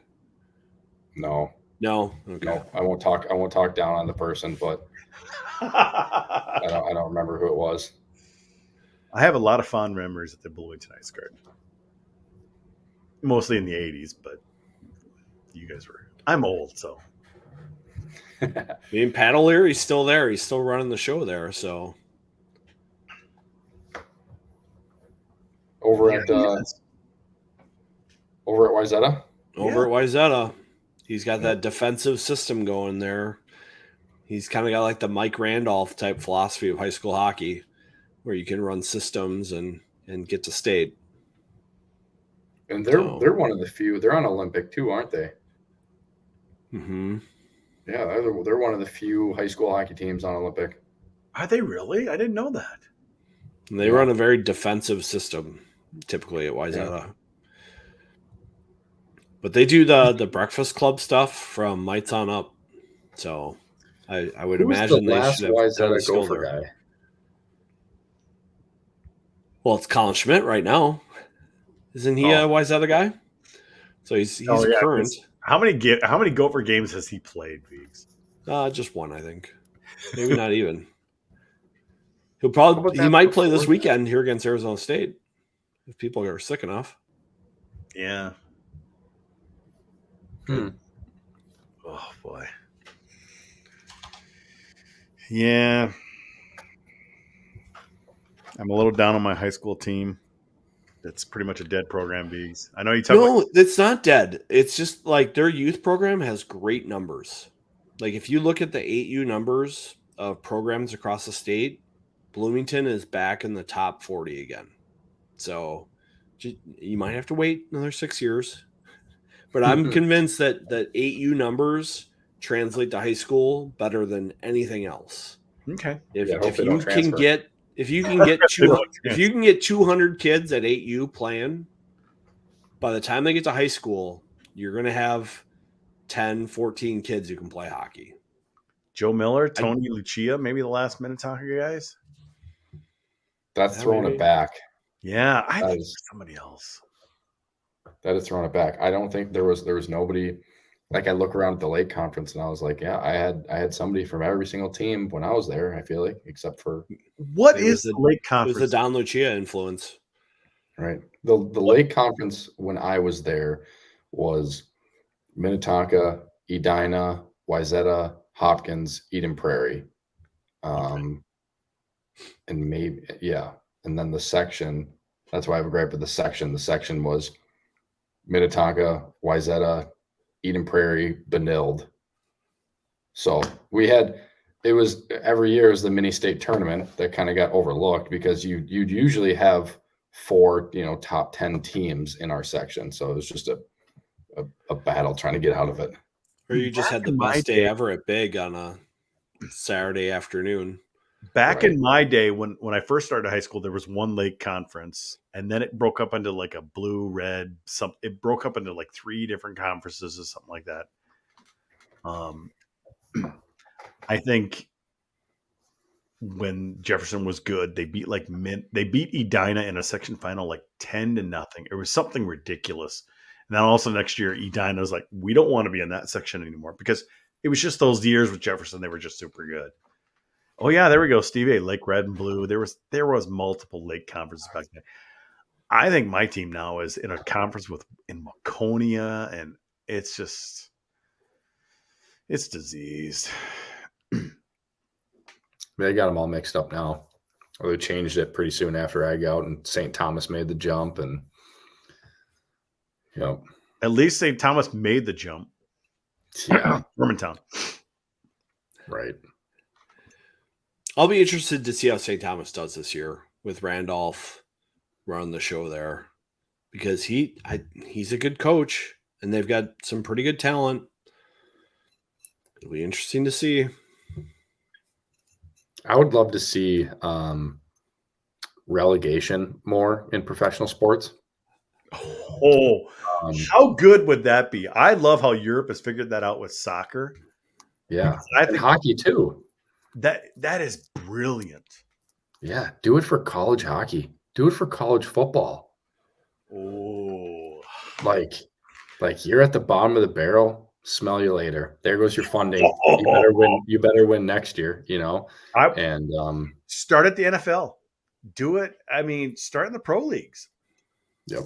I think. You look at soccer. I mean, that is a cool concept. Once you go relegation, there goes the draft. Because once you put relegation the mix, all of a sudden you have free agency for all your undrafted type players, and the rich will get richer and the worse will get worse. Yeah, and it'll be a fight for the minnows. At least with American sports, I think that's how the way it would go. You're probably right, but I do like the idea. I think it's an interesting concept. I like the idea, but because it just punishes safety in numbers. Yeah. The NFL does it so damn well. Like if you finish bad in your division, you get an easier schedule the next year. You get a high draft pick. Even though your team might not be that much better, you might have a 5-win difference. All of a sudden, you go from like a 5-11 look at the Vikings team to like a 10-6 team. They're all of a sudden up because they had a down year. You start playing worse teams and you take advantage of it, and then you have a great year and your fans get excited. The NFL does a great job. That's true. I'd love to. But let's screw over it. Let's do it to college hockey. Let's impose transfer portal restrictions on teams that get relegated. You got to sit out 2 years if you want to transfer now. Let's screw over the players. Jack, do you remember players wanting to transfer, like in college? Like you don't have to talk about specifics. But did people ever just like get frustrated and they're just like, I'm going to sit out a year. I'm going to leave. Even if they were just on a bad streak or something. No, I mean, who do we have? We had Smatula transfer in. Mm-hmm. We had Connor Hurley transfer in. We had. Do we have anybody else transfer in? Who was the little guy, Biggs? Cephas was a transfer. Yeah, Cephas was a transfer too. Yeah. I don't know. It was different. Yeah, and then like even with COVID, we talked about this last year. Actually, you guys asked me, and I said no, I wouldn't have gone anywhere. I think I would have stuck around, but it was never something you had to worry about. Nothing you ever thought about. So that's Clayton Phillips transferred out. I think that was the one transfer. Yeah, he got in the doghouse pretty quick with that group. And he kind of got screwed over with He got screwed over, yeah. coming in and whatnot, and he still had a good career at Penn State. Yeah. So he's still in my summer softball league. So He's still in the contacts list. We might have to do a little in-depth dive because the current Gopher team has beat the alumni Gopher team in the back-to-back summers. Oh. So are you bitter? Are you excited for Jackson Nelson to join the alumni team? Is he not a good softball player? We're gonna have to get three. We're gonna have to get 3 teams going with the guys graduating and whatnot. They have varsity ex-baseball players on their team. It's just not fair. So they kind of kicked the crap out of us in the finals. Frank was there taking photos last summer. I don't know if you guys saw that. I loved it. I loved Frank's photos. Frank was awesome there. Yep, that was really nice to see him every week. That was a fun blast from the past, and he got some good action shots. So what league is this, by the way? Where do you guys play? I don't want to hype them up. It's in Prior Lake. It's the MDSL, the Matt Denman Softball League. Oh wow. Well, Matt Denman's coaching high school hockey now too, apparently. Is he really? Right. Prior Lake. Right. He's at Prior Lake. Yep. So yeah, he's the commissioner. commissioner. Have like an ex-Gopher coacher association pretty soon. Yep. That'd be pretty good too. I mean, I talked to Shearhorn on the phone today about coaching. Goalie coach is hard to come by. Stuff in the works, man, everywhere. Couts is coaching in the Knoll in St. Cloud. Mm-hmm. So he's got like a full-time coaching gig there, right? Like he's on he's their trio. Coach. Yeah, he's the full-time assistant coach. Yep. I was talking to Potter at the U, and he's just like, the fact that D1 coaches can't have a goalie coach full-time unless they're one of the 3 is ridiculous. Right? Like, pay the guys, get them on the staff. Let's develop our goalies. Let's get more college goalies in the NHL. I mean, that's a hard position to crack, though. Well, I was talking to somebody who coaches or recruits for the WHL, and he's like, in the Western League, like every team has a goalie coach that's paid. And look at major junior goalies versus college goalies and their success rate. There's a significant difference. Yep. I know our Gopher fans all the time complain about how come Minnesota can't get great goalies. It's like, well, the coaching comes into play here a little bit. You know, Potter's a good coach, but he's not full-time. It does, but then you look at somebody like Wisconsin had a guy there for the longest time. But that's a volunteer thing. Because that guy's got enough money. That guy's got enough money where he can, just like Jack was talking about high school teams. If you have guys who have enough money where they can just take all the time off that they want to coach hockey, that's going to benefit whoever they support. That's like NIL for coaching, you know? Right. I'd love to be in that position one day. You know, if I won the lottery tomorrow, I'd probably coach high school hockey full time. Like I'd do it. So, like Shearhorn, he's trying to get in that climber investment group and make all the money he can, and then he could do it full time if he wanted to. Right there, you go. Is he trying to recruit you at all to work at the firm, or? No, I'm out on the investment stuff. He hasn't tried yet. He hasn't tried yet. Okay. No. That's good though. I'm sticking on with the youth sports. Youth sports and hunting fits better. Pretty much. That's the one benefit of not playing hockey is actually being able to dive into hunting. So if it wasn't for that, I don't know what I'd be doing. Well, I was watching the Vikings broadcast this weekend, and they're saying, yeah, Bud Grant's not here this weekend because he's out hunting. Something he never could do when he was coaching. And I just love that, you know, big game, whatever. Bud Grant in his 90s, he's out hunting right now because he couldn't do it when he was doing his job. I coached football with a guy for a long time. And we had early Saturday morning practices, basically to keep the high school kids from partying on Friday night after their game, except on the duck opener. On the duck opener, we had the day off on that Saturday, so you could go hunt. But every other Saturday morning, we'd have like an 8 or 8:30 practice on the field. And it would be just like a walkthrough. Like we'd just like do some warm up stretching and then make sure the kids aren't hungover, like Jack, good high school kids do. How much did you make sure that was still part of your life, though? Because obviously the college hockey, it's so busy, but to be able to fit that in just helps mentally, just to kind of, I'm not thinking about college hockey. I'm doing something for myself. I'm having fun. And that can't be easy to do when you're a college hockey athlete. No, and not for a lot of guys. I was really fortunate that when I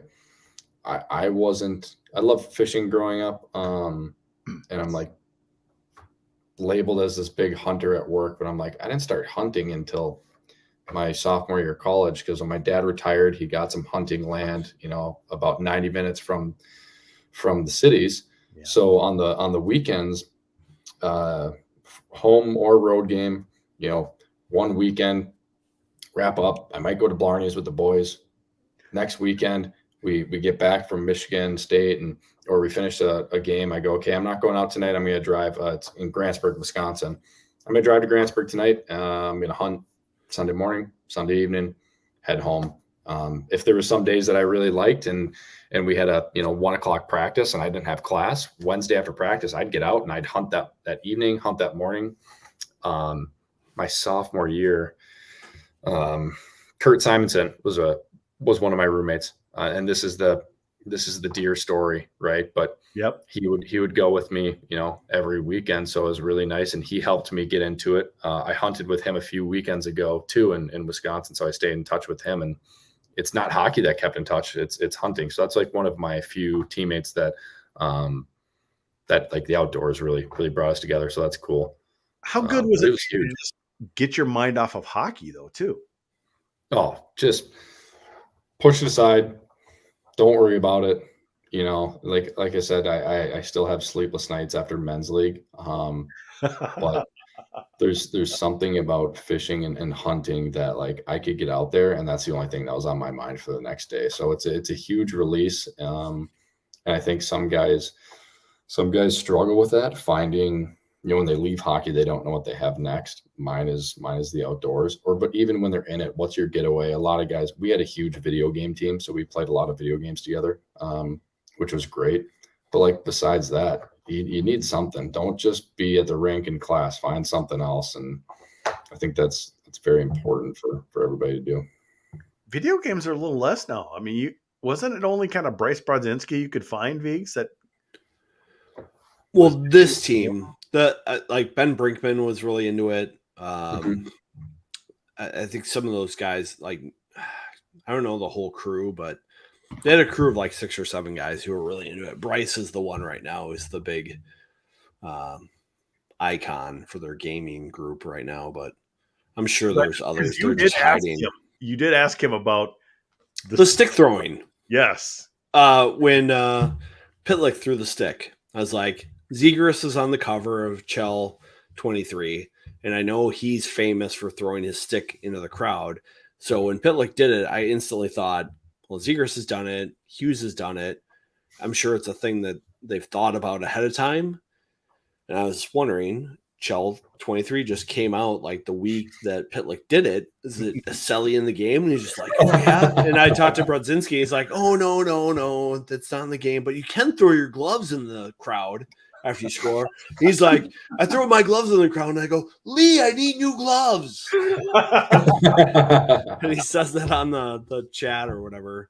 And I was like, oh, okay. I guess that makes sense. But I give Red a pass.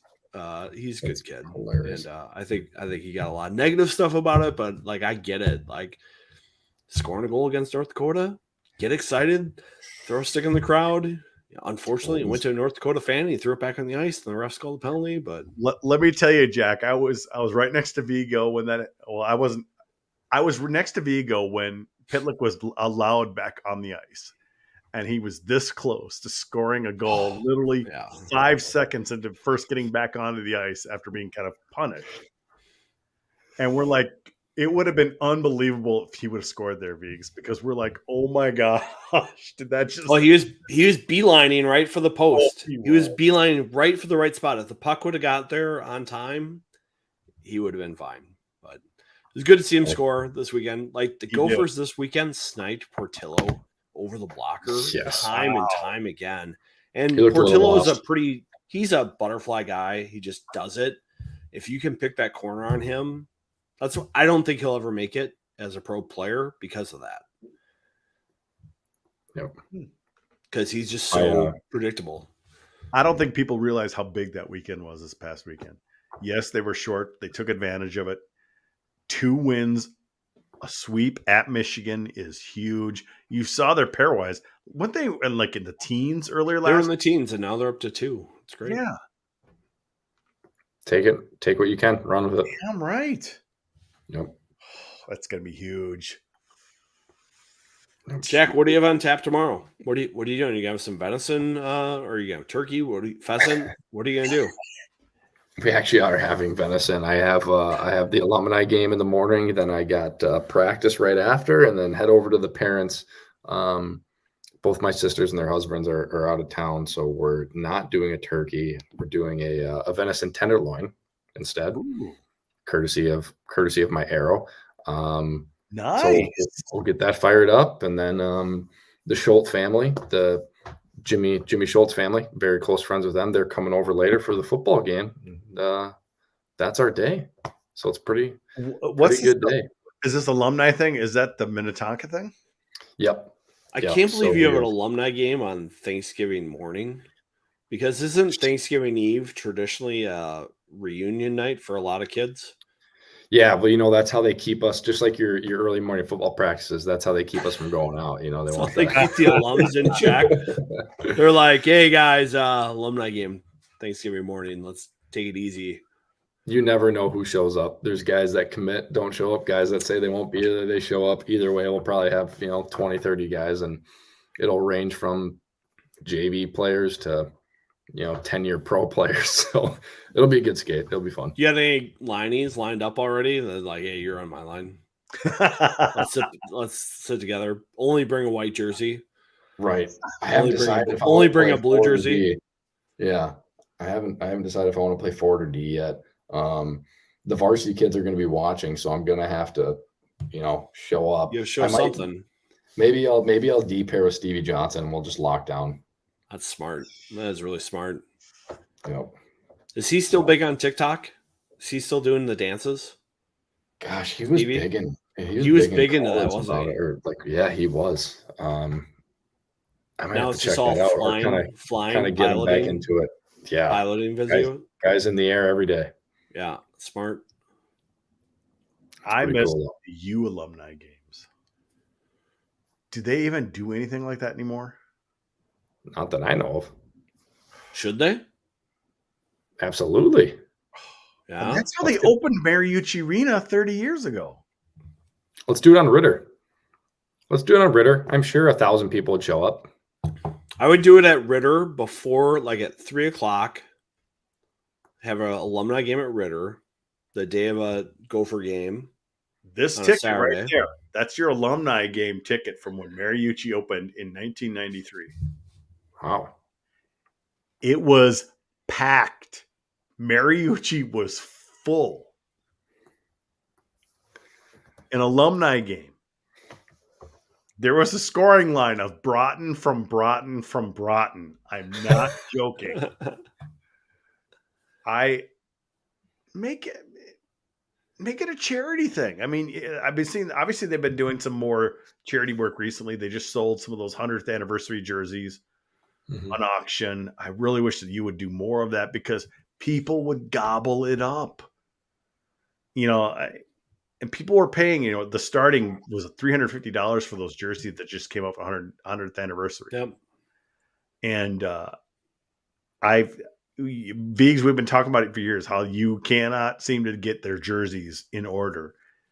How much the fans want jerseys. Well, the Gophers couldn't even get their third jersey until the day of the game. That is true, but because of timeline delays. But yes, I think an alumni game at Ritter the afternoon before a game, the alumni could go do a little dinner or something before. Then they could have the game, and you guys could do something during intermission or something. There I should think be a that'd be tailgate. Jack, have you had a chance of using the new alumni room down by where Craig Floor's office used to be?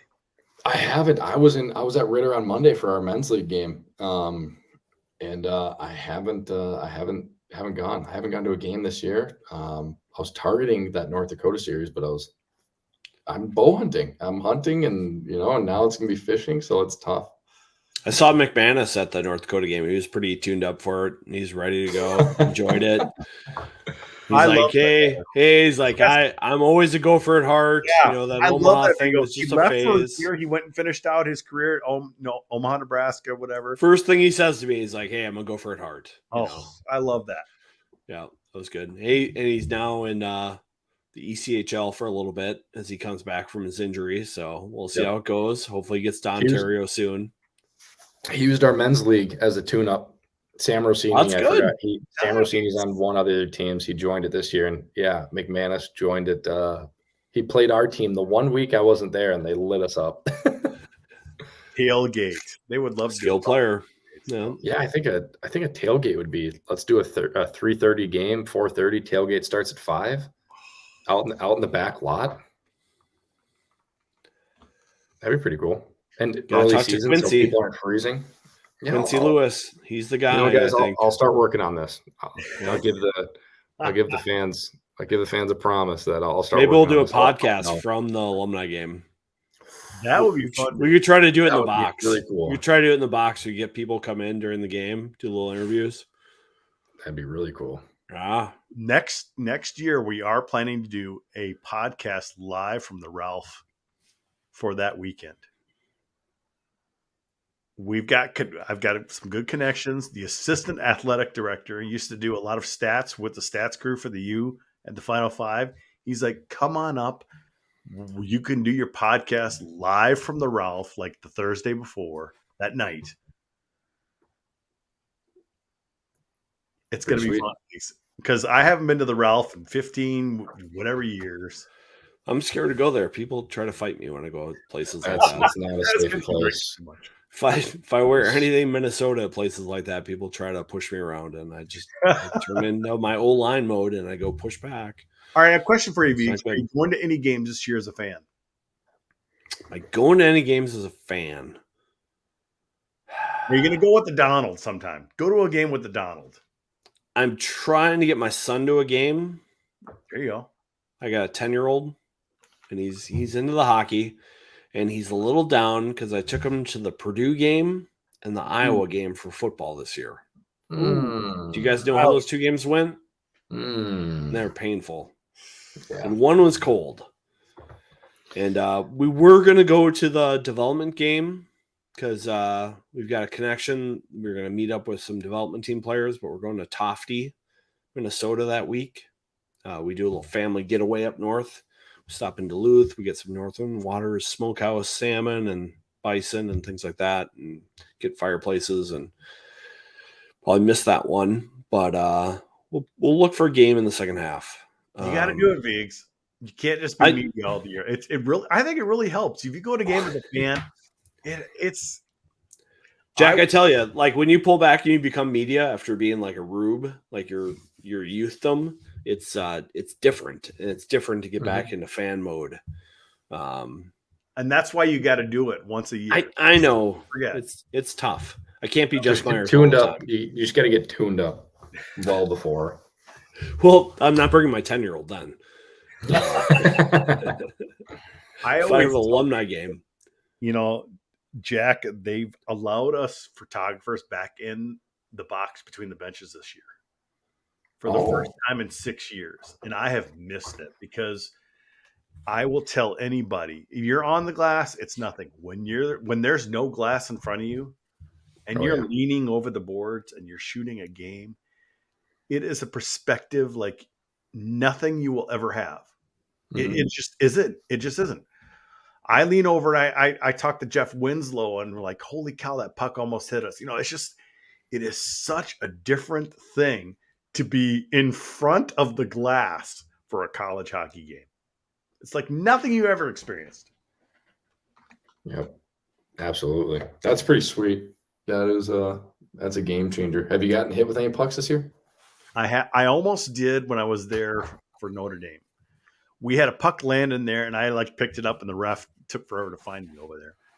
But we had a stick come flying over the suicide box. It went flying over into the Notre Dame bench. I have been hit once there. Well, there's no FS or there's no cameraman there either. It used to be the cameraman. There was kind of a buffer between us. Yep. You But could hide behind. Mike Pajon was the FSN guy who was always in the box. He was brave. He got hit once, and he kind of landed on me, and he was never in the box after that because he kind of got hurt. So now there's nobody there. So you can one camera, one person in the box. You could stand there, and you're not wearing a helmet. You're not. Yep. It's insane.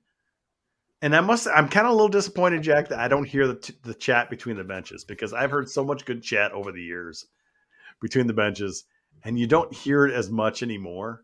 Like, Wheeler, your sister's a whore, or whatever it may be. You don't hear that anymore. Of course, I got Jack, do you have any friendly. favorite chirps or confrontations on the ice that you can share in the overtime? Well, this is different than the regular podcast where you don't want to share too much, but we got 30 people who have stuck with us for the full 2.5 hours here. Is there something on ice that you remember? I don't know if someone brought up your sister or something, or anyone in particular that you had a beef with. No, I know we were talking about the crossing the line earlier. If nobody ever mentioned anything about my sisters, because that would have been crossing the line, I would have. It takes a lot for me to see red. I'd see red if somebody did that. I'll make fun of myself on this one, and it's not even a college one; it's a high school chirp, and it's one I'll never forget because I was such an asshole for doing it, and it turned around on me so fast. Nick Letty's younger brother, Tyler Letty, I believe is Tyler. He played for Eden Prairie as well. Might have been high school or Bantams, and I go out there and I go. I go, you're ruining your family name, and he just turns around and he's just like, what the fuck are you doing for yours? and I'm like, God, why did I say that to him? Like anybody else like on the team could have said that to him. It would have been a good one. I'm like, I'm the idiot that said it to him. He just turned around and I just tucked my tail between my legs and shut up. I was like, I'm not much of a chirper. That was, boy, I'll never forget that one. Who was the best chirper on your team? Gosh, Who came up with the best stuff? Gates, I mean, Kyle Rao, I've heard is pretty witty with the tongue, but he's very quiet to the media. Clues, Rao was same quiet as well. on the ice too, though, Viggs.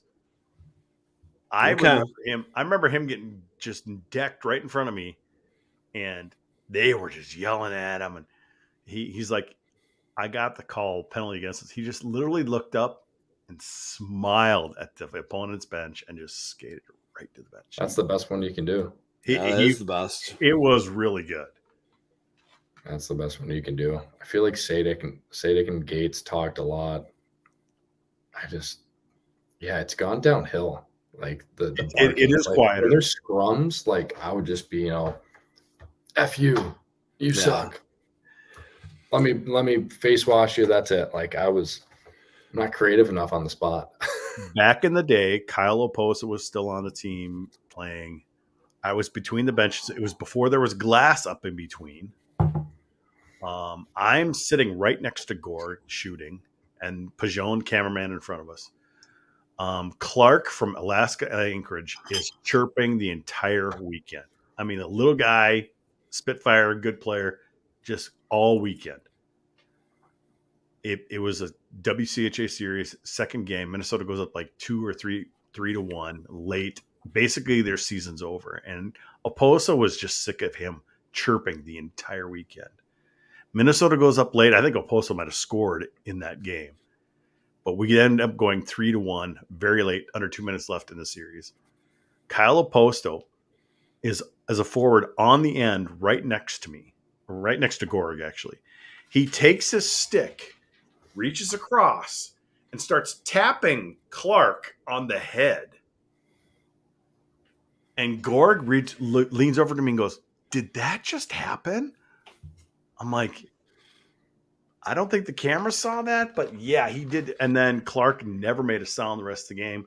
And then the next year, there was double glass up on both sides. And then it was kind of reinforced when Patolny got into it with, was it Bill McCult at Northern Michigan? Yeah. At Michigan Tech. Yeah, McCall was at Michigan Tech. Now he's at Michigan. Oh. There's a great video of McCall this last weekend after the protocol penalty where he's just looking at Naruto and the ref, and Naruto and the ref, and Naruto and the ref. It's just like, oh, what? He's just like helpless to intervene and just like disbelief both ways. Like, what? We're out of Bud Light? We're out of Bud Light? What? Oh my God. Can't believe we're out of Bud Light. I will say, though, Jack, I did get in trouble with Brian Deutsch by saying what I had heard one time on the bench. And I repeated it in the podcast.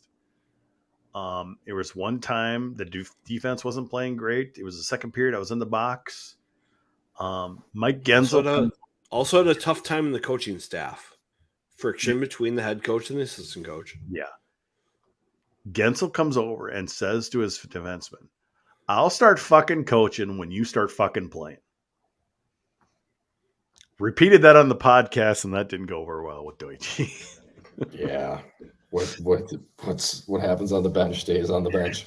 No, I don't say anything anymore. But there's like a 3-year time period you have to let go. True. Gensel was trying to get a point across. He's like, you know what, guys, you're playing like shit. Let's go. Right. I shouldn't have said anything. Yes. But I loved how it showed the fire that Gensel had at the time. So nobody loved Gopher hockey more than Mike Gensel. True. Absolutely. It's frustrating to see that he's not coaching anymore. That he's scouting. He's a hell of a coach. And I don't know. It just, the paths we take in our careers and things like that, and the paths that Mike took to stay with Minnesota, and even as brief stint in Omaha, if he would have done something slightly different, would he be a head coach? I don't know, but I don't know. College hockey benefits from guys like him. Yeah, absolutely. I mean, he wouldn't call North Dakota. They're the green team. Wisconsin's the red team. Like, that's how much he hated them, and that's how much he loved the Gophers. You say, Ryan Lindgren, you should get a fine for doing an interview with your shirt off because you don't have a six-pack. That was one of my favorite Genner interactions right there. How great was that video of him, though, when his son scores in his first game, though? Oh, yeah. Yep. That's gold right there. That one's special. And his other kid was there, was like his head on his head, like, oh my God, I don't believe this. That's cool. That was so great. And I'm kind of glad that maybe he's not coaching, because now he's seeing his son. Because he wouldn't be able to watch a lot of this. He's seeing his son. He's busy though. He's on the road a lot, scouting for. I think he's still with Arizona. It's not like coaching busy though, Biggs. He would miss a lot. He could probably watch the games, but he's on the road a lot.